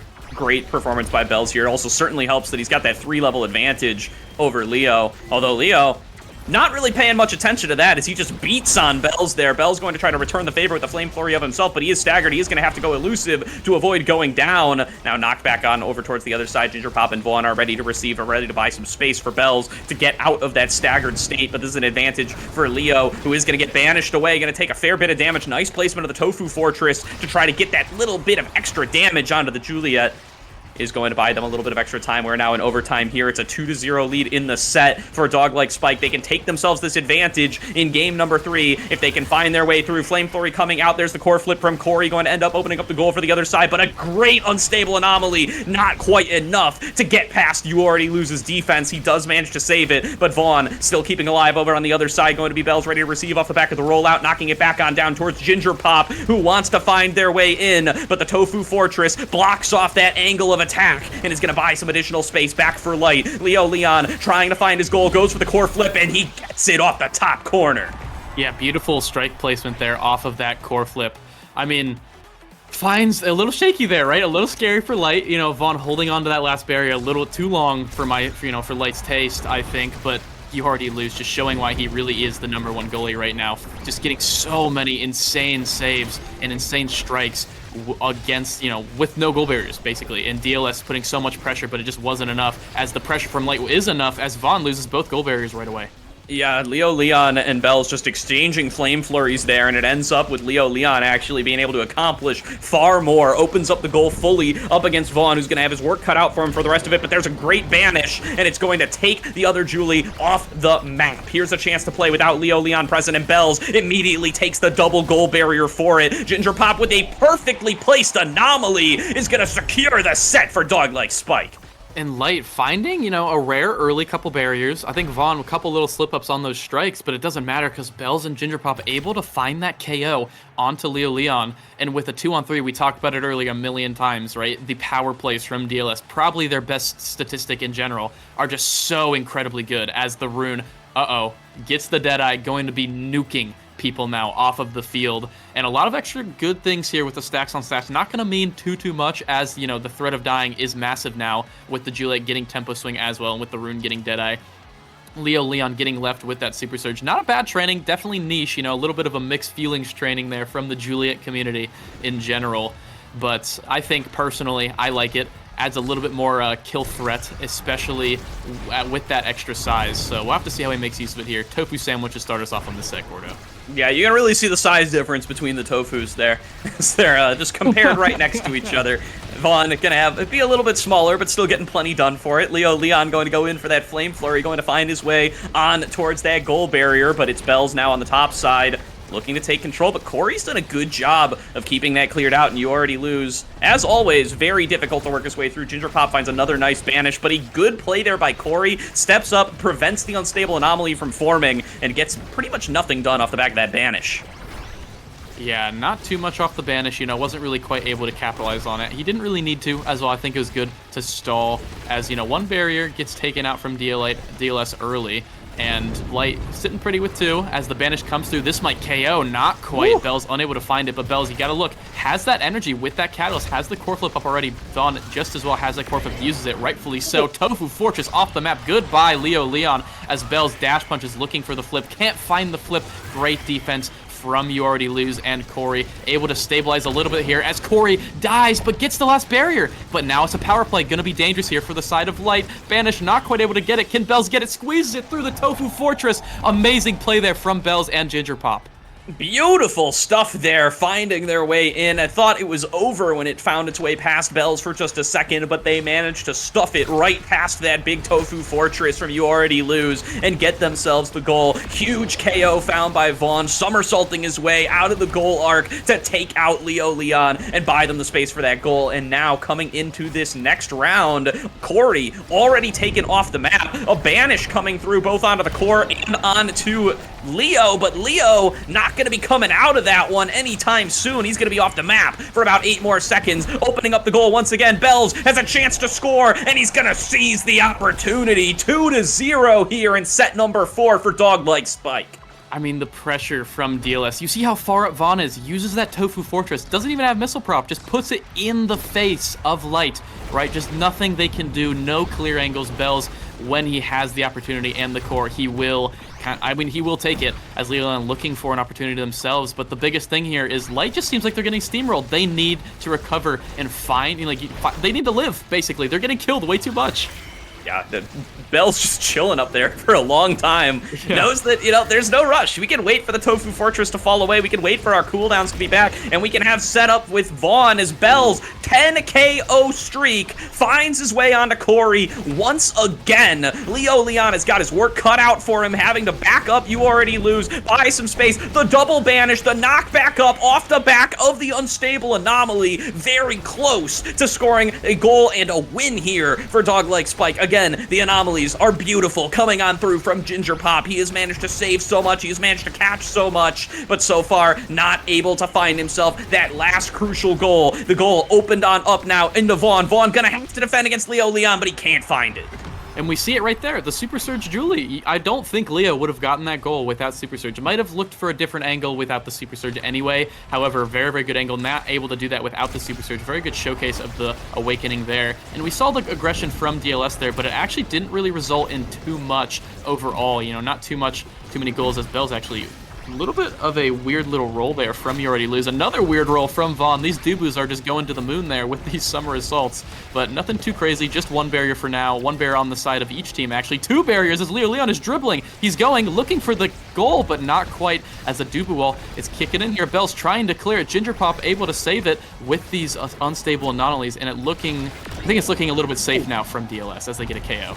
Leo was feeling himself there for a little bit, so it's going to immediately come onto the side of Bells to shut that down. Bells takes him off the map and can turn the aggression now back on towards LYTE. Dogleg Spike has Vaughn coming on out of the goal arc, trying to find an angle, but Leo back on the map, banished away, has the double anomaly on top of him, has to go elusive to stay alive, gonna get bullied around by Bells, who just wants to keep this guy away from his goal and from the core. Corey now trying to take over that responsibility. Piercing shot nearly finds its way through, but not going to do it. Vaughn still ready on the defense, but here comes Leo Leon trying to take it through once again. A beautiful rollout, knocks it back over to Bells, but You Already Lose is already ready to clear it out on the bottom side. There's going to be Bells with another KO onto Leo Leon, building that advantage up for Dogleg Spike once again as Bells now pushing in through the bottom, up towards Ginger Pop, opening up the goal. This could be it as Dogleg Spike are looking to take themselves a win in game number 3 and take us to another game in this grand finals. Bells has got it with a beautiful core flip, and that's going to be a win for Dogleg Spike. Great patience there from Bells. Boom, bottom corner, baby. Able to secure a game on this series. 2-1 still from LYTE, so definitely, not in the danger zone yet, but as a LYTE fan, you got to be getting a little nervous here. DLS looking like they are waking up. Finds, gets a little bit of a better draft this time around. The Rune looking very, very scary. So many banished kills, as we'll see the scoreboard here very soon. I mean, I'm excited for the series now, Gordo. We're blessed with a series. DLS giving us what we want. A very close game. 3-1 on the sets, but definitely felt very close every single set as we get into the score sheet here. 24-minute game on a night market. Definitely not a short one, as 42k damage on both Juliets, but the difference, Bells with those 10 goals and 12 KOs, Gordo. The death of DLS has been greatly exaggerated, Borg. They find themselves a huge win in game number 3. We're now going to be going to game number 4 in the set. It is a 2-1 lead for LYTE, but DLS, they've got the momentum back in their favor, and crucially, as you bring up, they're on a losing streak up against LYTE. They had lost 3 games in a row across 2 different matches. It is crucial that they were able to find themselves this win here. Yeah, crucial. I mean, they got the advantage. They got the tempo swing, back in there. Oh, that was so stupid. They got the tempo back regardless of my stupid puns. And I think in kind of a dominant fashion, Bells getting 10 goals there, just so incredibly huge. 10 goals on 50 shots, 1 in 5 shots is a goal. That is really good. That's crazy for a forward. That's pretty much all you can ask for. And look at the redirect difference there too, with those 180 redirects compared to Leo Leon's 130. Able to really keep it up in his pocket and score so much more. Able to win a lot more of these strike wars. It just kind of felt like the aggression was too much for LYTE to handle, right? Whether it be the Awakenings or whether it be the Rune banishing and that threat in general kind of keeping LYTE in check. We'll have to see in this, game 4 whenever we get into here. But man, beautiful game from DLS.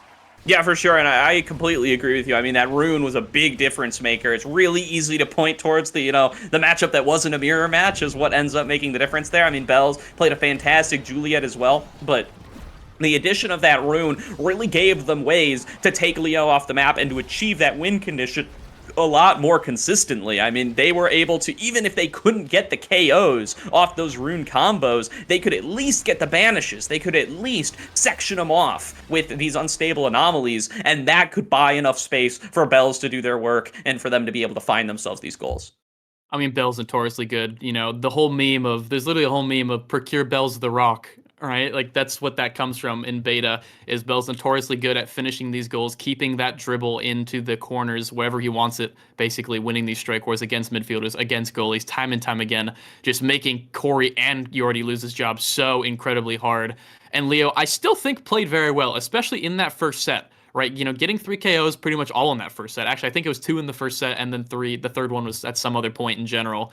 And then finding, I believe it was 4 goals on his own too. So definitely looking very strong. But I think the Awakenings definitely went into the favor of DLS that game. And Vaughn, able to kind of wake up a little bit, open up his game, play more forward, play where he's comfortable, and just give DLS so many more opportunities than LYTE actually had this game. Now, let's see if DLS can replicate that magic here. They're not going to have control over what the map's going to be. They're not going to have too much control over their awakenings either. So going to really need some of that either to keep going in their favor, or they're going to need to find themselves some different answers. There's going to be a chance to adapt here for both sides, right? LYTE can come on in. They can see if they want to change up what their composition is going to be. They've run this Dubu, Estelle, and Juliet setup twice in a row now. Maybe they're going to change things up now coming into what could be their third game of the night, but the fourth game of the series.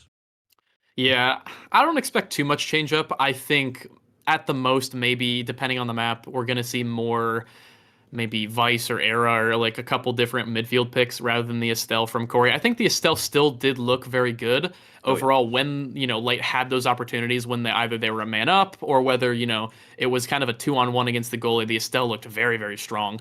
But getting to those opportunities is not something that Estelle is great at. And if you can't really take advantage and get to those opportunities, Estelle kind of feels a little bit lackluster overall, whether it be solo queue competitive, it doesn't really matter. And this game definitely kind of fell off a little bit comparatively to that Oni Village game.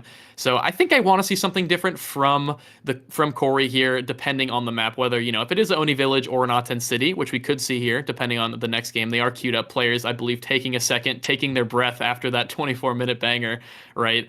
As we don't really get a chance to take our breath, but that's okay because this is our job that we're getting oh so paid for, right, Gordo? So, absolutely, making a big difference. Yeah, to round up my point in general, I think the midfielders is definitely going to be what decides this game. I mean, both Julies we see in game 1 with Leo, game 2 with Bells are going to be popping off. You can expect both of them to play so well. And now Vaughn waking up a little bit, playing so well in that game too. And Caleb, I mean, you already lose. You're really just playing so well in general. So the midfielders, I feel like, are going to be make or break. I agree with you, Mystic. The midfield game is definitely the make or break point here as we see the rune just completely pop off.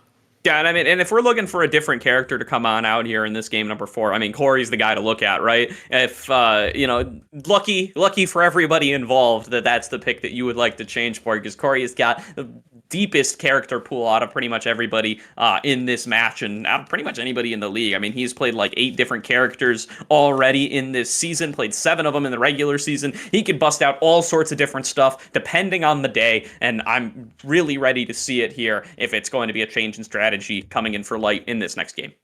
But you have to think about it, right? A lot of, I guess, because LYTE during the regular season, right, definitely closer to like midway throughout the season, started to struggle a bit. And you have to think maybe a lot of those characters are from them trying out so many things. You know what I mean? And then finally landing on this Estelle. Obviously still has an era. Corey, probably the best era. One of the best, if not the best.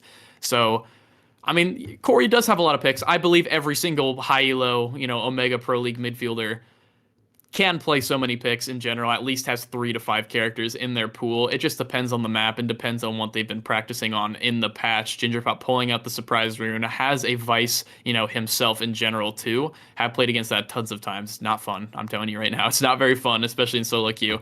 But the Vice strong, the rune strong. We saw from the first game, still played well in that Drakkar, I think, overall, as we are going to be getting into here soon, I believe. Yeah, we're encountering some spec bugs. We'll get in there. We're working on it. It's not a loading bug. Don't worry, guys. That has been patched out. I swear. I'll be the OD representative here and say that I have not experienced it once since the patch. But other than that, I mean, we should be getting in here at some point. They might be taking a little bit of a break. We'll have to see. Yeah, for sure. So we'll buy a little bit more time. I mean, we've got plenty of space to play with here, and looking at towards what some potential maps could be coming into this next one. I mean, do you feel like you called out before we started game number 2, right? That night market was going to really be favoring the side of DLS there, just because of how adept Bells is on the map as a Juliet player. Are there other maps that you feel like are going to massively like favor one team or the other, or does that like stand out especially? Well, I think, this game is basically all decided on the map and champ select for the most part. Usually the team with the advantage wins if they are close in skill.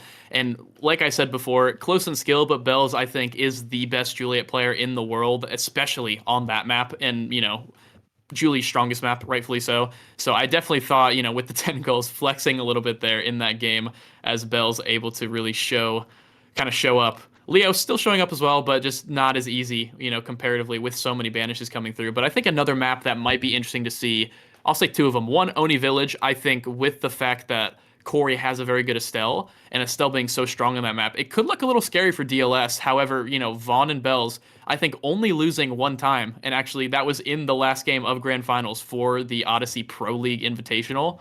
So the only losing one time competitively in their entire careers on Oni Village. So I think that would be definitely a very, very good game to see, I guess, the contrast between Bells and Vaughn being so confident on that map, but also, LYTE having probably the better champion pool for that map overall. We'll have to see. And then the other one is Atlas Lab, where I think DLS have a major advantage on because of the pressure on that map, because of that gravity well in the middle.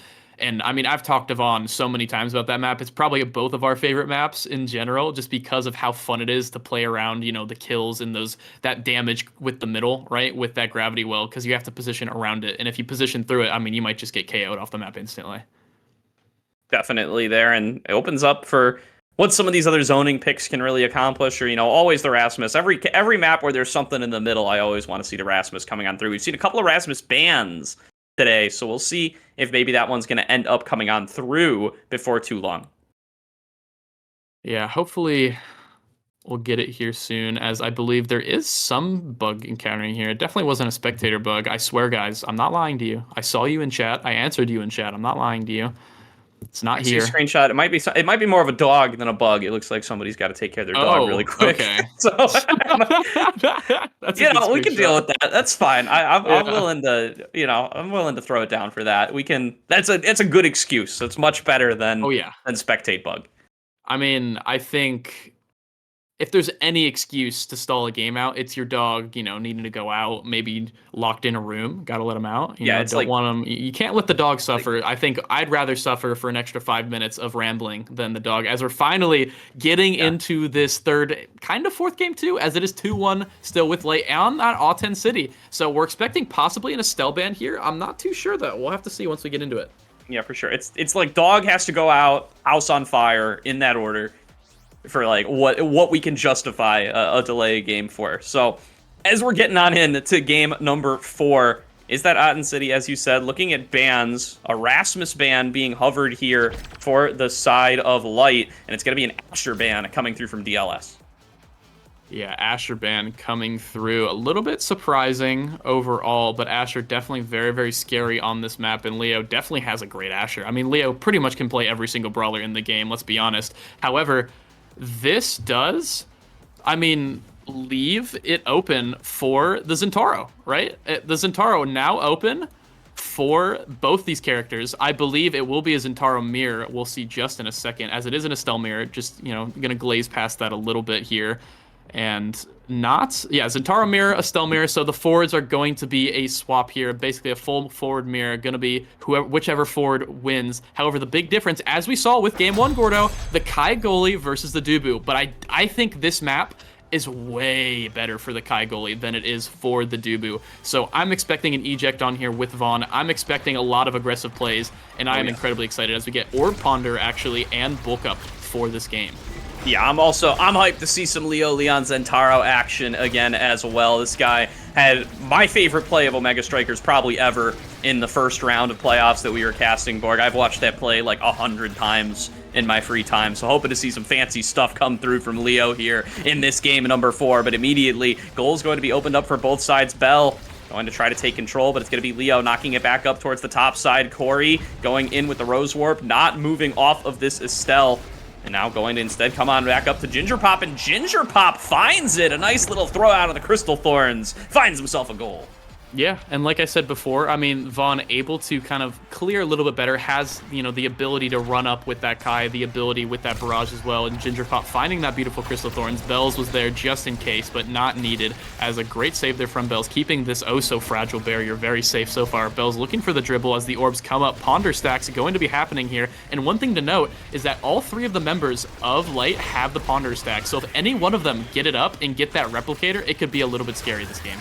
Yeah, for sure. The Ponder are going to make such a big difference on Auten City, but Leon going in for the core flip, smacking it right on in to that barrier and opening things up here for LYTE, who are going to get it flipped right back onto him. Ginger Pop clearing some space there. Vaughn goes in for the Giga Blast, going to have to blink back to be able to respond. Corey at risk of getting taken out here, and he will. One more Crystal Thorns from Ginger Pop, going to take him off that topside blast zone, and now it's coming back on down towards Bells, who's going to push it down to Ginger Pop, trying to take advantage of that numbers advantage again, getting it through the Tofu Fortress, but buying enough time for Corey anyway, as LYTE is still in this. They're going to knock on forward, going into that Oni's Blade. Eye Rush coming on through from Leo, but can't find its way through. Now going to open up the goal there for the side of Dog-like Spike, moving it back up to Ginger Pop, back down to Bells, who goes in for the shot, but it deflects back up off the bottom, just impacts on the surface, can't find its way through, and now going to be Leo knocking it cross-map from midfield to score a goal for LYTE. Yeah, Vaughn got a little bit too aggressive there, I think, running up that far. His eject only on the bottom corner. Definitely going to have to place those ejects a little bit better for those stray cores. Great job from Ginger Pop to get that barrier initially. Bell's not quite able to find the shot and find that thing as, I mean, Leo already gets the barrier. Barrier is fragile here, but finds the goal immediately, right? So Aten City, a little bit of a scary map, especially on that Kai, when if you do whiff your abilities, it can be basically game over immediately, especially against the Zentaro. Such a good character, such a good striker, as he's going to blink and be in the right place at the right time pretty much always. For sure, and going to have gotten a lot done here for LYTE off the back of that. Off to an early lead in this game number 4. Still is match point for them. A win of one game will grant them that title here. Now still going to be on to DLS to try to avoid that. A nice play there by Leo. Opens up the goal but can't finish off the job. But there's the Tofu Fortress off the backboard. Going to be Leo Leon taking set number 1. Yeah, not quite the greatest set there from DLS. It looks like they're a little bit frazzled, especially on that last goal with that Tofu Fortress going so far up as you already lose. Just, I mean, with those momentum boosts running incredibly far up and getting rewarded with the first pick. Probably has to take away the prime time from the Kai. However, that does leave stacks and specialized for the Kai. Takes the specialized away, like I said earlier. Giga Goat, Vaughn loves the specialized training as Leo takes the heavy impact, going to be probably one of the better trainings here. However, I would favor stacks and catalyst a little bit higher as Corey takes away the catalyst from Bell. Such an incredibly strong training on the Zentaro. Bell stuck with rapid fire. However, Ginger Pop actually with the stacks on stacks going to be really, really crucial this game. If he can get that stacked up and avoid getting KO'd, he's going to be everywhere.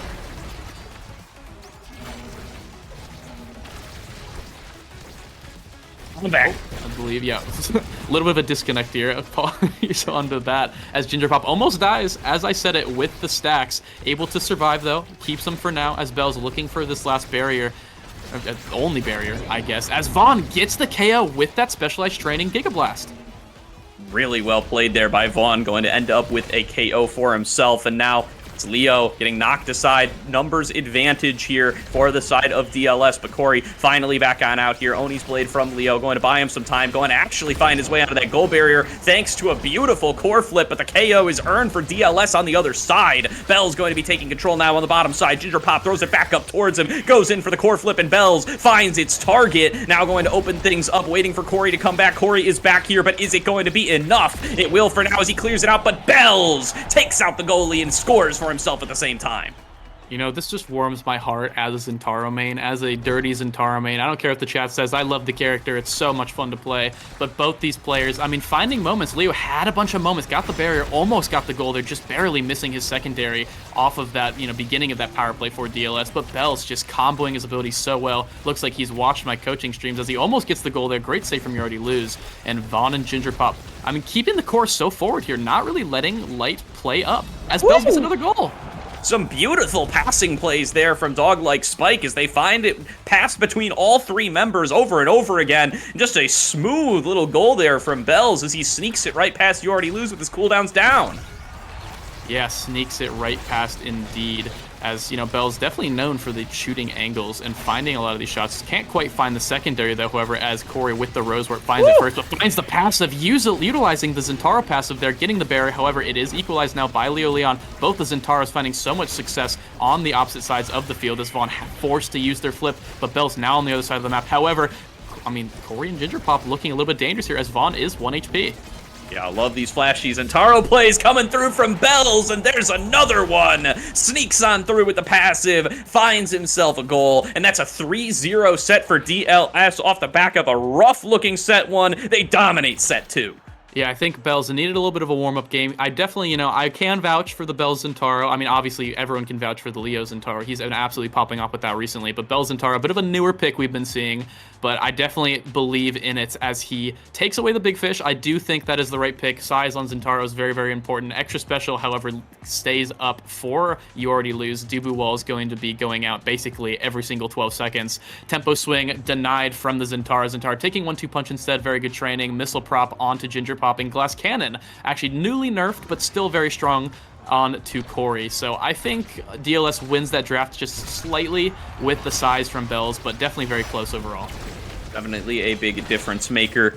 It's now going to be Leo moving on forward, going in, gets tons of damage through onto Vaughn, but the defense on the other side hasn't been able to hold up to Bells, at least not in a while. Bells just getting everything done off that Oni's blade, finds the damage, finds the mobility, finds the KO, finds the goal barrier, finds everything. Bells, ding ding, popping off here in this game number 4, and now looking to finish the job over to Ginger Pop, and another goal for Dog Like Spike. Yeah, utilizing that passive again on the Zentaro to pass it up to Ginger Pop, who finds the angle in the top corner. Pretty much the only place not covered by this Dubu. You Already Lose, unable to get there on time. And DLS just showing up. Like, that first set felt like a fluke now. I don't really know what it was. Maybe it's the fact now that, tempo swing onto Vaughn makes it so that Leon, and Corey basically can't kill him. That training is definitely very, very strong right now. However, they are going to get the barrier here as Leon uses the flip for it. Vaughn getting low again, but I don't really think he's going to die here as Bell's trying to keep it forward, trying to stay awake as Ginger Pop now playing goalie Vaughn forward. So we're going to be seeing a little bit of a Kai forward here for a little bit. Love the roll swap there when the cooldowns are down for the Kai, coming on in with the Crystal Thorns for Ginger Pop to keep fending these off, but Vaughn now in the stagger getting knocked aside by Leo, gonna have to use the core flip just to keep himself safe, but Bells returning the favor onto Corey on the bottom side, who will Rosethorpe away. Now coming on forward, Ginger Pop knocking it back down towards the bottom, a KO from midfield for Vaughn, Giga Blast propelling him across the map and taking him into his own goal. Now back on up towards Ginger Pop, who gets stuffed by You Already Lose, but will be able to push it back through with one more piercing shot. Now the Oni's blade from Bells, nearly taking out Leo, nearly finding the goal, but You Already Lose able to play defense, but it's not enough. It goes in off the ricochet. 2-0 in the set number 3 for the side of DLS. Yeah, beautiful play there from Bells. Knows that the clear angle from You Already Lose was that bottom corner, so anticipates it, uses that primary in overtime, which increases the speed of it, to bounce off the bottom, and then not sure if he meant for it to, but, ends up in the goal anyway on that top corner, so definitely a great play from him as, LYTE still coming up strong, finding these barriers. They're just unable to find these goals, Gordo.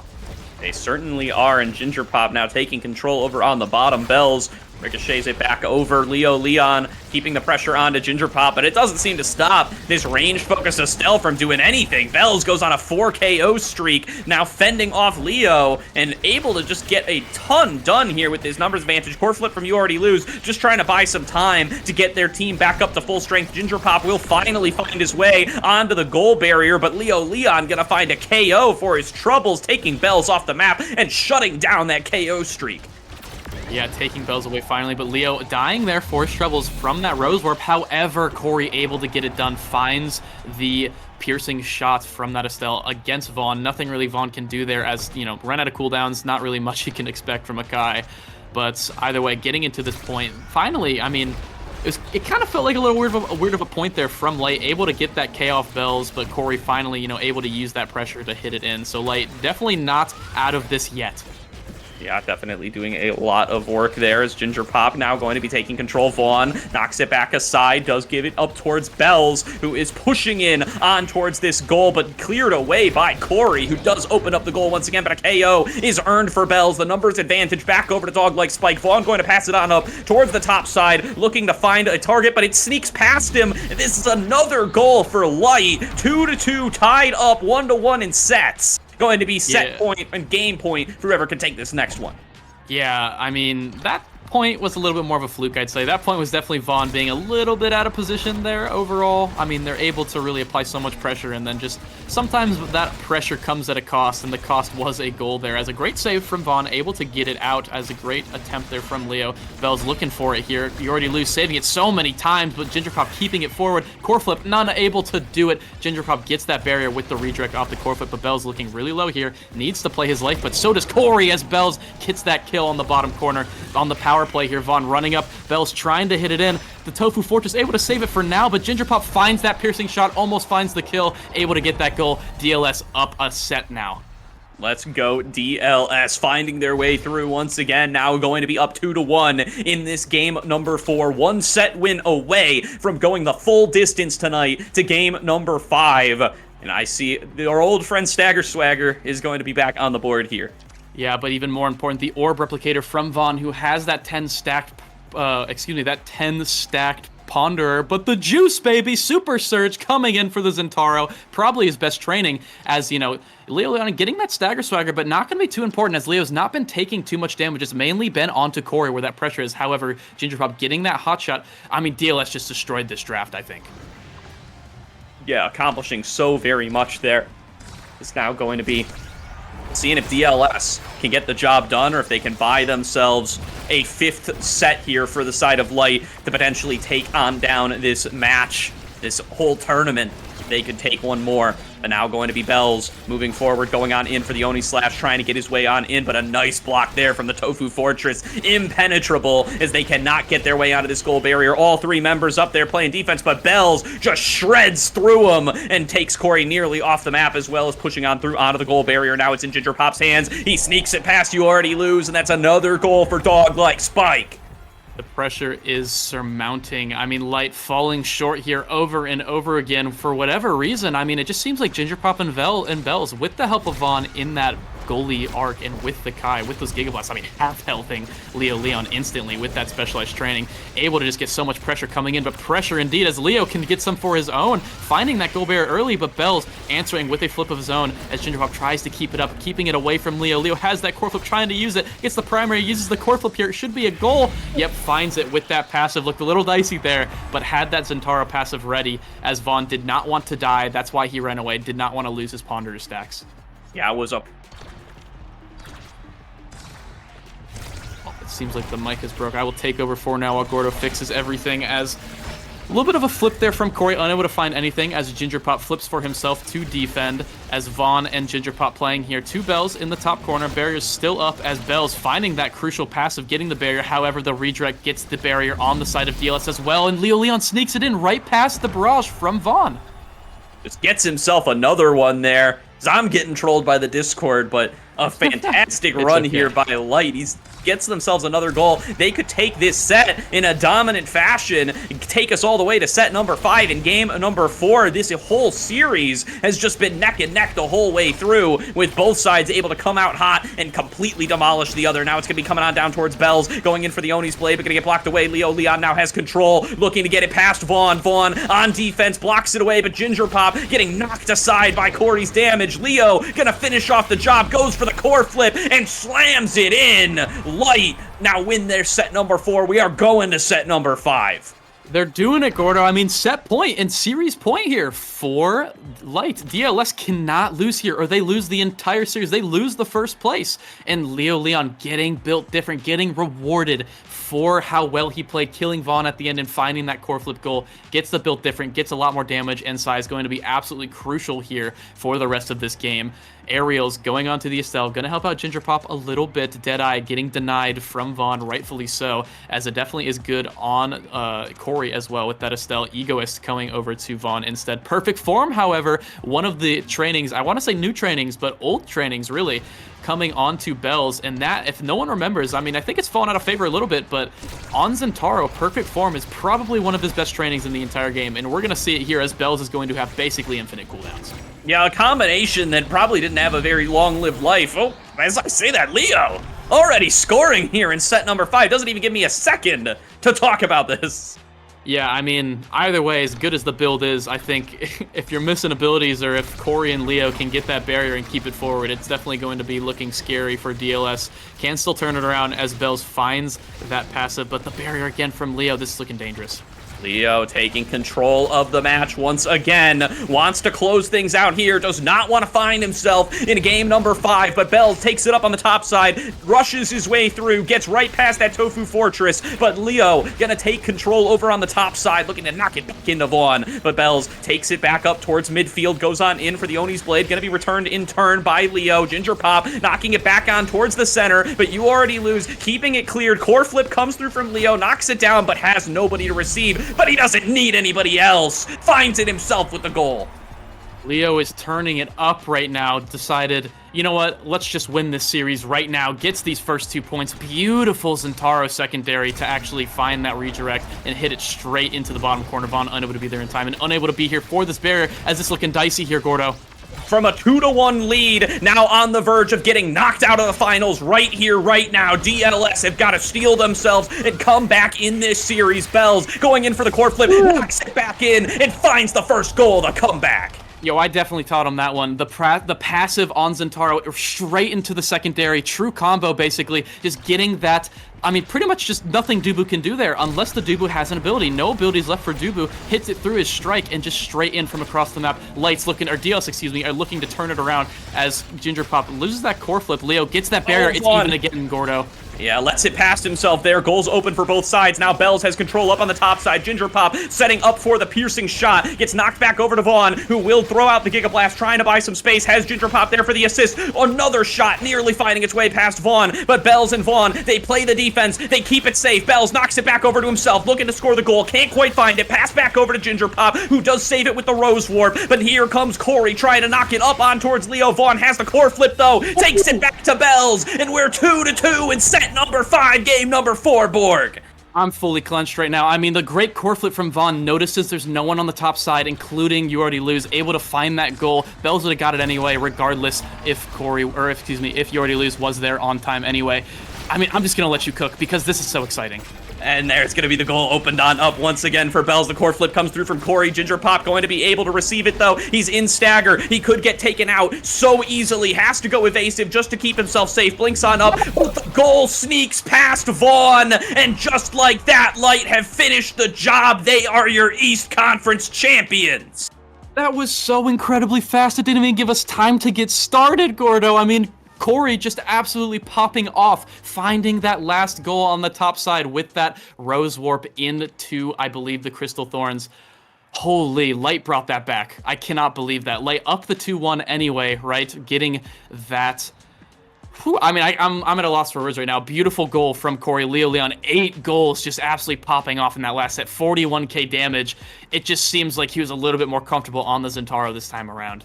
It was promised and it delivered. The Leo Leon Zentaro ends up being the X factor that takes it down for LYTE. From 4th seed coming into the playoffs, being selected as the first round opponent, to running it all the way through here to be your champions from the winner's side. LYTE are going to be the Season 1 champs. Yeah, congratulations to LYTE. And I mean, unlucky for DLS, really. I think they played well. They really started to turn it up at the end. I mean, just providing us with an amazing series, getting that last game as well to keep it close, but LYTE just too hard to dominate. I mean, this rivalry is absolutely crazy, Gordo. They've gone basically back and forth over and over and over again.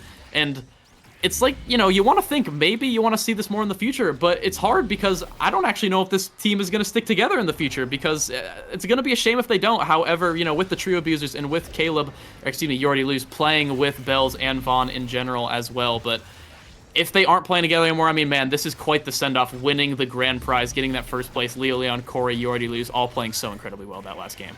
Yeah, and I mean, taking a definitive lead for LYTE in the head-to-head, right? Going to at least end the rivalry with a firm answer. We're not going to have to debate this 10 years on in Omega Strikers history class, right? We're going to know that LYTE was the team that was ahead. They were the dominant ones here in NASL Season 1.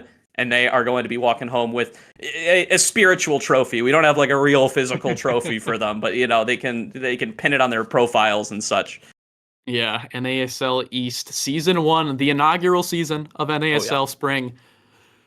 One, by LYTE. This is crazy. I believe we are going to be getting into winners interviews at some point soon. So you guys definitely hold on for that. We're not done yet. We have winners interviews coming, and we have some announcements coming for the future for possibly, some season 2, possibly, maybe a couple more tournaments in the future. You will be getting all of that coming up momentarily. But man, absolutely amazing game. I was on the edge of my seat for that last point in that last set in general. I was trying to limit my ranting as much as I could because I just wanted to watch. What a beautiful series of games there. Some fantastic plays coming through from both sides. Loved the saves, loved the control that some of these guys can execute over the core and show what they're made of here. And, as we're going to start getting into, I don't want to get too far ahead of ourselves, but, we got a little bit of time before the winners interview kicks off. As we start to look towards season 2, we're going to have even more hype matchups coming up. We've got some more extra sauce that we can add on in to make some of this a little bit better. And I cannot be even more excited for it as I see some LYTE Discord names coming on into the chat, Borg. I think we are joined by the trio, Corey, Leo, Leon, and You Already Lose. You guys are our NASL Season 1 East Conference champions. Congratulations. Thank you so much. Thank you. Oh, you can lead off with the questions if you got one, Gordo. I suppose so. I want to start off with Leo Leon. We gave a lot of hype towards your Zentaro over the course of the series tonight. Finally get to bust it out here in this last game, having a big pop-off game, 8 goals, 41k damage. How do you feel about this character in particular? What makes you just a cut above the rest on it? And how are you able to take control of the game the way that you are on this character? Well, first of all, I have to thank Borg because after the land, I'm like, yo, Zentaro's kind of good. And I DM'd Borg. I'm like, please help me. I need to figure out this character because he's actually kind of strong. People sleep on him. So a lot of my Zentaro is just based off of me just Valkyrie reading a lot of Borg and just adding my own little sprinkle of stuff in. Yeah, he's just a crazy character. He just does a lot.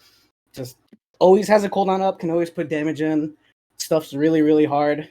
Just that character's a little bit busted. Just a little bit busted. Yeah, I think he's arguably one of the best characters in the game right now, if not the best. Well, I appreciate, the little shout out there. It definitely warmed my heart. I said in the cast to see both of you guys playing it, but I think you definitely took the cake on that one with 8 goals actually and 41k damage, basically 15k or something damage above Bells. So, great play from you. I definitely love to see. I think you're definitely one of the best Zentaros right now in general. But I got a question in general here too from Corey, actually. In that second game in that night market, it felt like you were starting to kind of, slow down a little bit. It felt like you're getting killed off a little bit more. But then in that third game, and then, kind of just this last game in general, it felt like you stepped it up and it felt like you pretty much were the integral part of this team, just keeping the core forward, letting Leon have so many chances, right? What are your thoughts kind of on the game in general and on the series? Well, I appreciate you calling me the core of my team. It's very hard to call myself that because my teammates are so good, man. They're so good. In the second game, it was extra special rune. We know Ginger Pop's rune is like top tier. It was very hard to deal with, and it doesn't really make it easier that like his animations aren't that like pronounced when he's ulting. I don't know, like he just stands still, that's it. But so that was kind of frustrating. I did get tilted a little bit. I was starting to play slow in game 2, and then game 3 we took a little break, had a little mental reset, took some deep breaths, got some water, and we were just like, guys, we gotta lock in it, or we gotta be ready to go. And I don't know, I still wasn't even really feeling that well in game 3, but like I started watching Leo just play like an absolute demon, and I was like, I can't lose this for him. He's playing too well. Love to hear it. Love to hear the team play coming on out there. As let's get a question thrown over to You Already Lose here as well. So you play 3 games of Dubu today, coming on out, whereas on the other side of the map there, we saw a lot of switches for Vaughn between the Dubu and the Kai. What was like the big difference maker that made you feel like you can, even after the loss, keep coming back to this Dubu goalie over and over and over again? All right, so first of all, Dubu's really OP. He locks it down on most of the time. You play defensively on Dubu. Like, okay, so like his log and his roll Like those are really good defensive tools that I can like utilize. But like on Kai, there's not really much. You have Barrage and your Giga Blast, right? So it's just a matter of being able to hold it down on the character, feel more comfortable holding it down. That's it. Gotcha. I mean, the Dubu looking super strong. I was actually talking about on that game one. A little curious why Vaughn definitely didn't want to do the Dubu mirror, as when on that night market, the Dubu mirror felt a little bit better, right, comparatively to that first game on the Amy Zap. But another question, actually, I mean, kind of just for really anyone, you guys can kind of take turns if you want. You figure that out for yourselves. But after that game 3, like you said, you know what I mean, a kind of mental reset, right? What was your thoughts going into this Aten City game on the last game? Like, were you guys kind of down? Did you guys kind of rallying up? Was someone giving winner speeches? I don't know, maybe Davis here, 2004 Lexus GX470 kind of gave you guys a pump up speech. Enlighten me on the voice comms.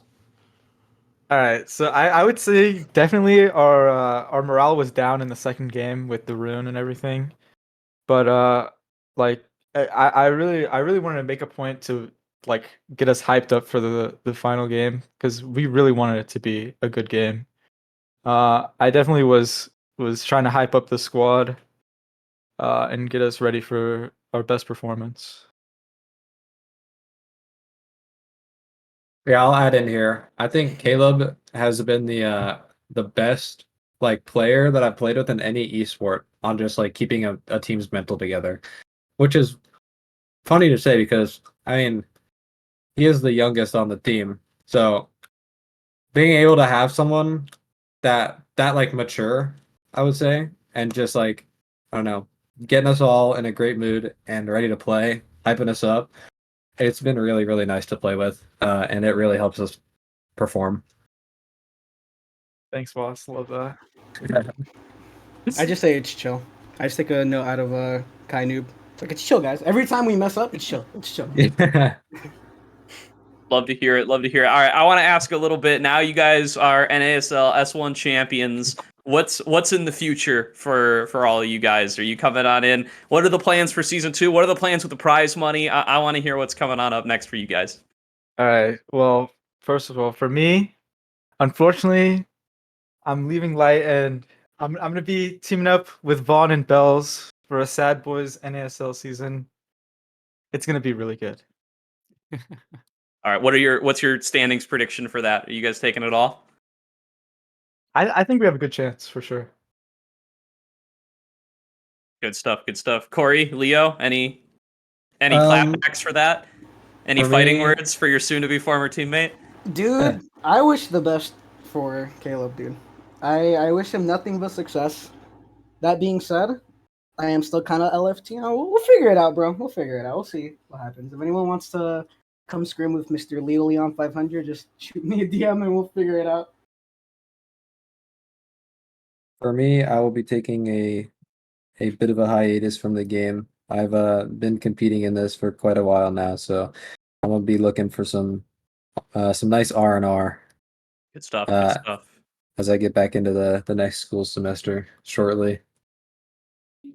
Makes sense. But yeah, I do also wish Caleb all the best. He's brought a lot of success to this team, and I look forward to watching him and Vaughn and Bells all together. I love those guys compete together. I'll be supporting them. Yeah, pretty much. I think we're good, right? I mean, I don't really know if you have any more questions, Gordo. I mean, actually, I guess I got to take advantage of it here. We do have the substitute, Davis, here coming in. Lexus, community favorite. Any words for your squad here? You know, not really making any appearances in the game here, but any cheering Well, from the back lines? my defining moment this season was when I picked the entirety of the LYTE team up at separate times from the airport for the CECC LAN, The true and manager. chauffeured them around. And we've had a lot of great moments with me on the team since that time. A lot of heavy involvement from me, but they didn't really need me to get it done. He's So, basically our coach. If we're being honest, he's The our coach. mastermind. All Yeah, the right. mastermind. they're too kind. But you never know. Maybe next season you'll be seeing me in NASL. Maybe tonight you'll be seeing me in OSAS. You never know. Good stuff. Good stuff. Well, before we throw it back over to the desk, I do want to give you guys one more chance here. Anything you want to say to everybody at home? Anything you want to say to those watching? Or anybody you want to shout out here before we close on out for the East Conference season? You guys want to go top down? Corey first. You next. Yeah, I'll go first. Thank you guys for the TOs for running this season pretty smoothly. It's been really fun to be able to compete in a format like this. And then thank you to realistically all the viewers that have been watching. Like, what are we what are we playing for if nobody's watching? We're here to give a great show, and we're here to have a lot of fun. And it's been really cool, like going back and reading Twitch chats and watching everybody support all my friends in NASL. So yeah, thank you for that. Next person. All right. First of all, I got to shout out K-Bot, the one supporting fan for us, predicted the game perfectly. That's the homie. And All yeah, right. shout out to my friends. Shout out to my homies at GMU, my homies at Kane. Let's see, who else? My dog, Nico, chilling in the back, staring at me. And yeah, just thank you, the community. Thank you, Odyssey, for making this fun game. It's been awesome. Coming from Overwatch, this is a very, very big breath of fresh air for me, being able to play this game. But yeah, just very grateful to be here. All right. First of all, I want to say, yo, I have so much love for my teammates. Thank you guys for playing with me. It's really a treat to win this and come out on top. Love you too, boss. All love. Let's go. Good stuff. Well, congratulations once again, guys. You absolutely deserve it. Looking so much forward to seeing those of you who will be here for season number 2. But we're going to throw it back over to the analyst desk to break down how this game has gone and round things out for the East Conference season. I'm going to throw it back over to K-Bot and Co. in just a second. First things first, though, Borg, any socials you want to drop? Anybody you want to shout out? I almost forgot. I already saluted, but I guess I'll I do know. it again. I forgot. I mean, you guys probably know where to find me already. Jord_OS. It's JORD_OS. I stream all the time. I do like coaching streams. I am also a high elo player, believe it or not. Caster, full-time caster and high elo player. Great, I know, right? But you can also catch me on here and next season in NASL and possibly future tournaments too. So you can always catch me there. And feel free to shoot me a DM if you want coaching or anything. You know, maybe I'll shout that out. What about you, Gordo? Yeah, I'm a low elo player. I won't be streaming. You can find me in Gold Games flaming my goalie. But other than that, you can find me on Twitter at GordoCasts. So feel free to check me out there. I'll be on League of Legends stuff all weekend. It's NACL OQs, so it will be a bunch of fun there. And with that said, we are going to throw things back over to K-Bot, Mystic, and Daftgrass here to finish things off. So thank you, everybody. Have yourselves a great evening, and we'll see you next time for Season 2. Morgan Gordo, thank you so much for doing what you all do best. And hey, Dadgrass Mystic, I was right. I'm just saying, the plat player takes it. Hey, I've been watching competitive games for a while, so I guess that's where I get my background from. But it turns out you don't need to be a Pro League member to actually predict the matches correctly.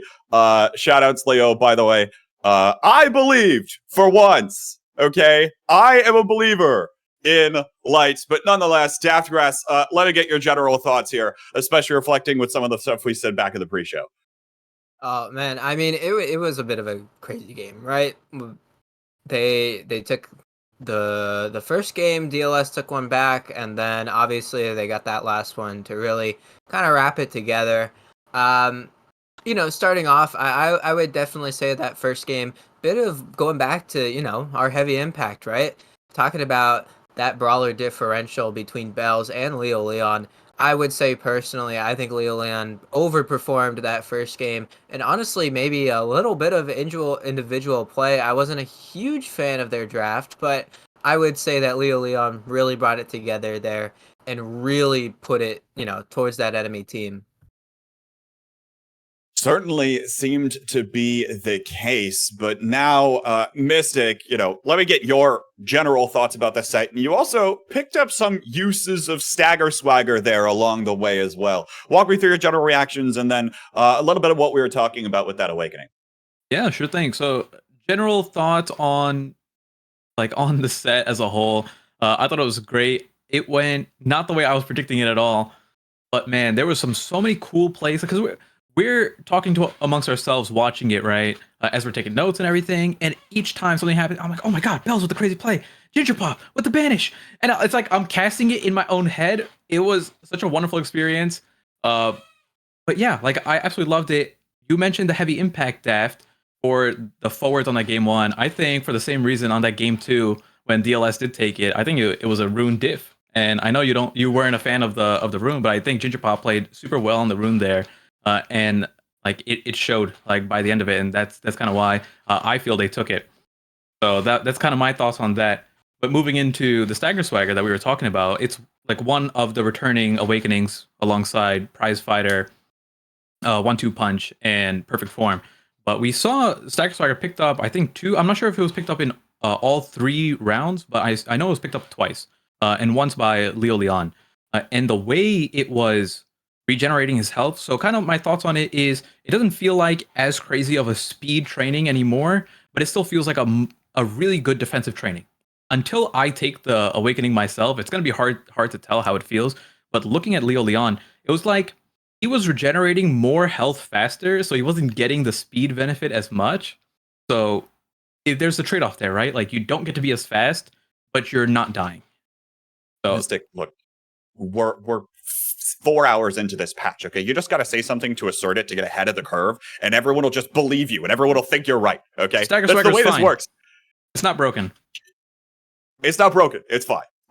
Very good use of that defensively. But let's talk about some of the other picks that we saw. We talked a little bit about that rune from Mystic, but what we saw in game one from Corey actually was the Estelle playing on the Siphoning Wand. And as that game one went on, and actually with Corey sticking on that Siphoning Wand, Davgrass, you made an observation about how exactly Corey was playing and what that pick allowed him to do. Yeah, so it's a little interesting, right? You think stack starting, everyone in the game is going to go stacks, right? Because, I mean, it's Amy's app. You don't want to be the guy with no stacks. But Corey instead went that Siphoning Estelle with Reverberation, and it gave him, honestly, a big chunk of HP to really fight the Jakar in that early game, because the problem is when you're picking a shell into that Jakar puts so much pressure on you with the Molten Bolt, with that lock and load, and he really just tries to kill you, shove you off the map, so giving yourself that extra HP, and it comes with the bonus of having cooldowns, right? I mean, you take the cooldowns, but you want the HP. And it kind of helps him scale on later, too, when he is able to pick up something like Glass Cannon, which he did, to give him more of a midfield presence that he really didn't have in terms of speed compared to the other people. And again, it doesn't matter if Leo's going to kill people. They won't have stacks. If you're just KO'd all the time, then you don't have stacks. You don't have that extra speed that can help you maneuver around the map there. And at the end of the day, that means that basically one of your awakenings is almost useless. But that is the point there. Now, Mystic, we've talked to this a little bit more, but expand to me a bit about what was so strong about that rune pick that we saw come out from Ginger Pop in game two. So Rune is interesting. He has the banish, and especially with extra special, getting at every kickoff, and then with that 40% reduction, or is it 45? I don't even remember anymore these days. But having such a large reduction on the ultimate there, being able to banish, he was able to pick up the Deadeye. Rune can TP away with the secondary, and then get the Deadeye active for these like massive amounts of KOs. We also saw a lot of points being scored by Ginger Pop simply banishing, and then either Bells or himself scoring there. So it was a good amount of core control.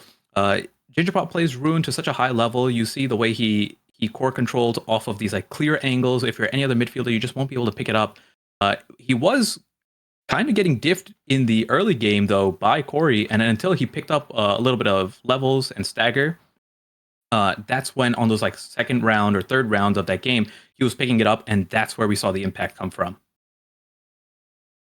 And it ended up getting them that victory in game two. But at the end of the day, and we heard it talked about numerous points in the interview, Daphgrass, about how to reset your mentality when you're playing in these competitive settings, and how we saw LYTE able to kind of settle down a little bit, calm themselves, and what ultimately ended up allowing them to take that final game.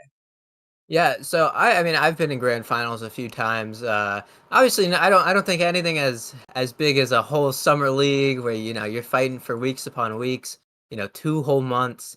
I wouldn't say anything as big as that, but at the same time, right? You sit there, you go, okay, we won our first game. Your mental's in such a good spot there, right? Because you have your advantage. It's 2-0. You just need one more. But at the same time, that can become a trap for you as a competitive player, doing that just need one more. Because a lot of the times, if you do get that lead in that third game, it could be tough to kind of hold on to it because you're sitting there, you might not be thinking as, efficiently as you were before because you're just trying to get it over. You're trying to get it done. You're trying to get yourself that win. And after that game, it can kind of feel like it's slipping away from you. They lost. They lost that third game and had to go to a fourth game. It can feel like it's kind of slipping away from you, especially if you feel like your individual play wasn't really up to par. So again, just getting a nice mental reset. And it was still close. I mean, we went to set 5.5. So really anything could have happened in that game, but they pushed through. They, held their mental strong and they were able to pick up the win. Having that rock, I imagine, of you already lose on the goal line certainly helped LYTE on their way through this. But Mystic, one thing we haven't talked much about is the goalie play that we ended up seeing.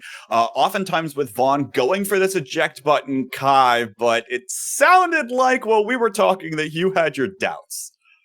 So I wouldn't go as far as the doubts. I just wanted to point out that the game that was won by DLS happened to be off the eject button Kai and on the Dubu.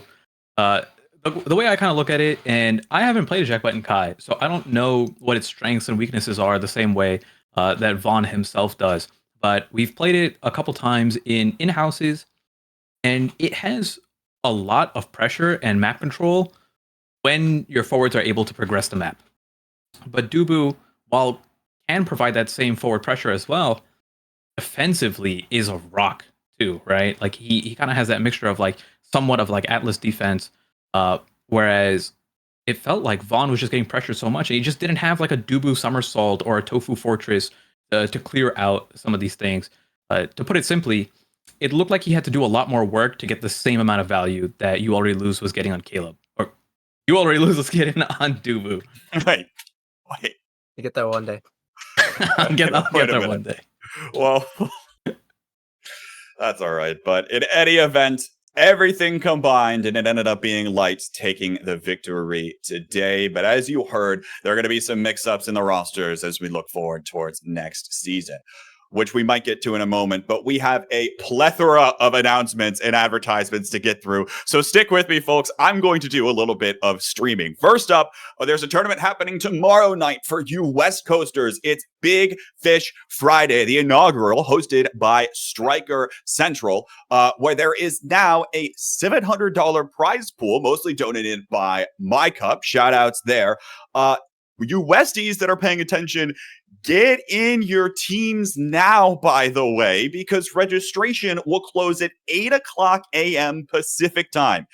You are not going to wake up at 7 o'clock in the morning tomorrow morning and expect to find a team. It's not going to happen. Also, if you oversleep and you wake up late, you're just not going to be able to sign up. So sign up tonight, get your teams together. There's plenty of time left in the evening. You're not going to bed for a while, especially you West Coasters. You haven't even got out of work yet, most of you. So be sure you're signing up for Big Fish Friday. Also coming up soon and actually happening Saturday will be Aesop Little PogChamps versus Otaku Hideout. That is the losers final match of the NASL Western Division, which has been incredibly exciting, especially with the resurgence coming in from Otaku Hideout as of late. Now, I'm going to put you two on the spot. We didn't rehearse this. Daphgrass and Mystic, I don't know how much you've been watching the Western League. Give me your gut reaction. Who takes this series and why? I'll start with Mystic. I'm going to give it to Aesop. Aesop's Little PogChamps. I think Since their inception, I thought it was such a great team name. I've played with all their players as well. And I'm honestly, like, I'm a big fan of Schneider and Geek as well. So I'm just going to give it to them out of pure blind, like, hey, these are great players. I've seen them play. I've played with them. I played with Gunnar a couple times too, but I've gotten rocked by the other two plenty of times. So they got my vote. Daftgrass, thoughts? Aesop's little pog champs. I think they got it in the bag. I'm going to be the contrarian and just say, I mean, I'm not going to give a prediction because I am casting the series, and I don't normally like to give predictions for the series I'm casting. But I will say that Otaku Hideout has been taking names as of late in the Western Division. Took it over the Sundubu Strikers, have looked in form, maybe some could say perfect form. For the past few matches that they've played, and it'll be a really exciting match. So make sure you're tuning in. That'll be at it is now a new time, so my notes are wrong. 5 p.m. Pacific time, and 7 p.m. my time, 8 p.m. Eastern. I am getting all of my time zone conversions confused in my own head. But folks, there's more, because as it turns out, the second season of the North American Strikers League is coming up much faster than you might think. First up will be Launchpad, the open qualifiers that will lead into the North American Strikers League's second season that'll take place on the weekends of July 22nd and July 29th. Registration for both of those events will close the Friday evening before the event, which means that some of y'all only got like a week to get your teams together. That's coming up pretty fast. You can play in both qualifier tournaments, so don't sweat if you can't make one of them. You don't need to play in both, but of course, playing in both will give you more opportunities to continue along and progress upwards in with the hopes of actually making it into the North American Strikers League. So be on the lookout for more information there. That'll be pinged in the Discord, !Discord, by the way, where you'll be able to find all of this information out of everything that's coming your way. So make sure you're tuning in for that. Additionally, Liftoff will be the event that takes place between Launchpad and actually qualifying for NASL. So the way it's going to work is that there'll be a few teams that qualify from Launchpad into Liftoff, and then there'll be a few teams from Liftoff that qualify into the North American Strikers League. Daftgrass is holding up a 6 because it's 6 teams out of qualifying to Liftoff, but all of those are all the details that you can read in the description and in the Discord, and they're typing it away now so you can read it later.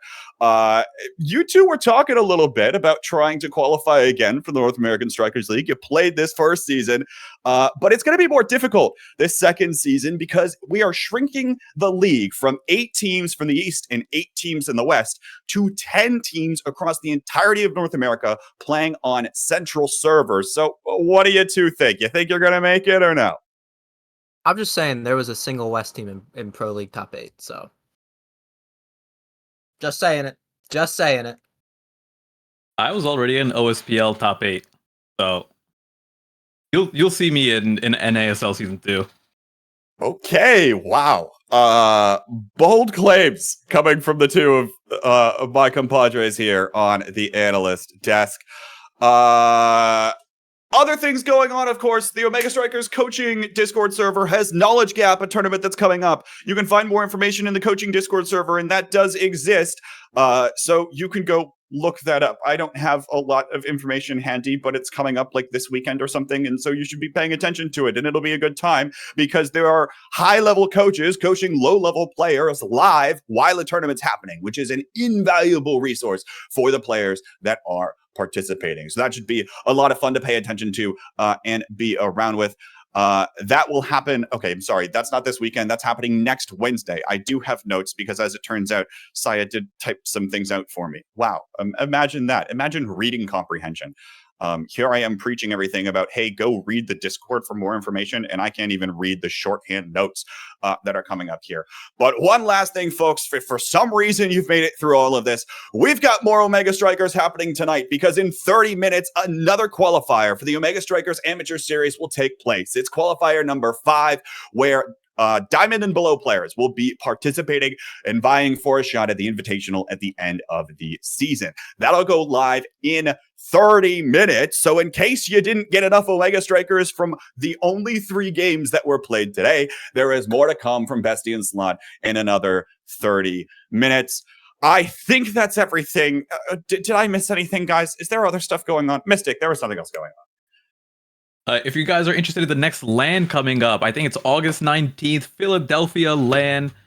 A lot of us will be there. Come just meet the OS community. I think there's information in this Discord or other Discords. It's somewhere. You can find it. Well, what's being we're being sent a message. Hi, Saya. No, it's Saya telling Stream that he will also be at the LAN.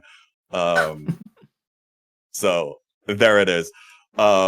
That'll be a lot of fun. But Deathgrass, look, needless to say, based on all of the different things that are going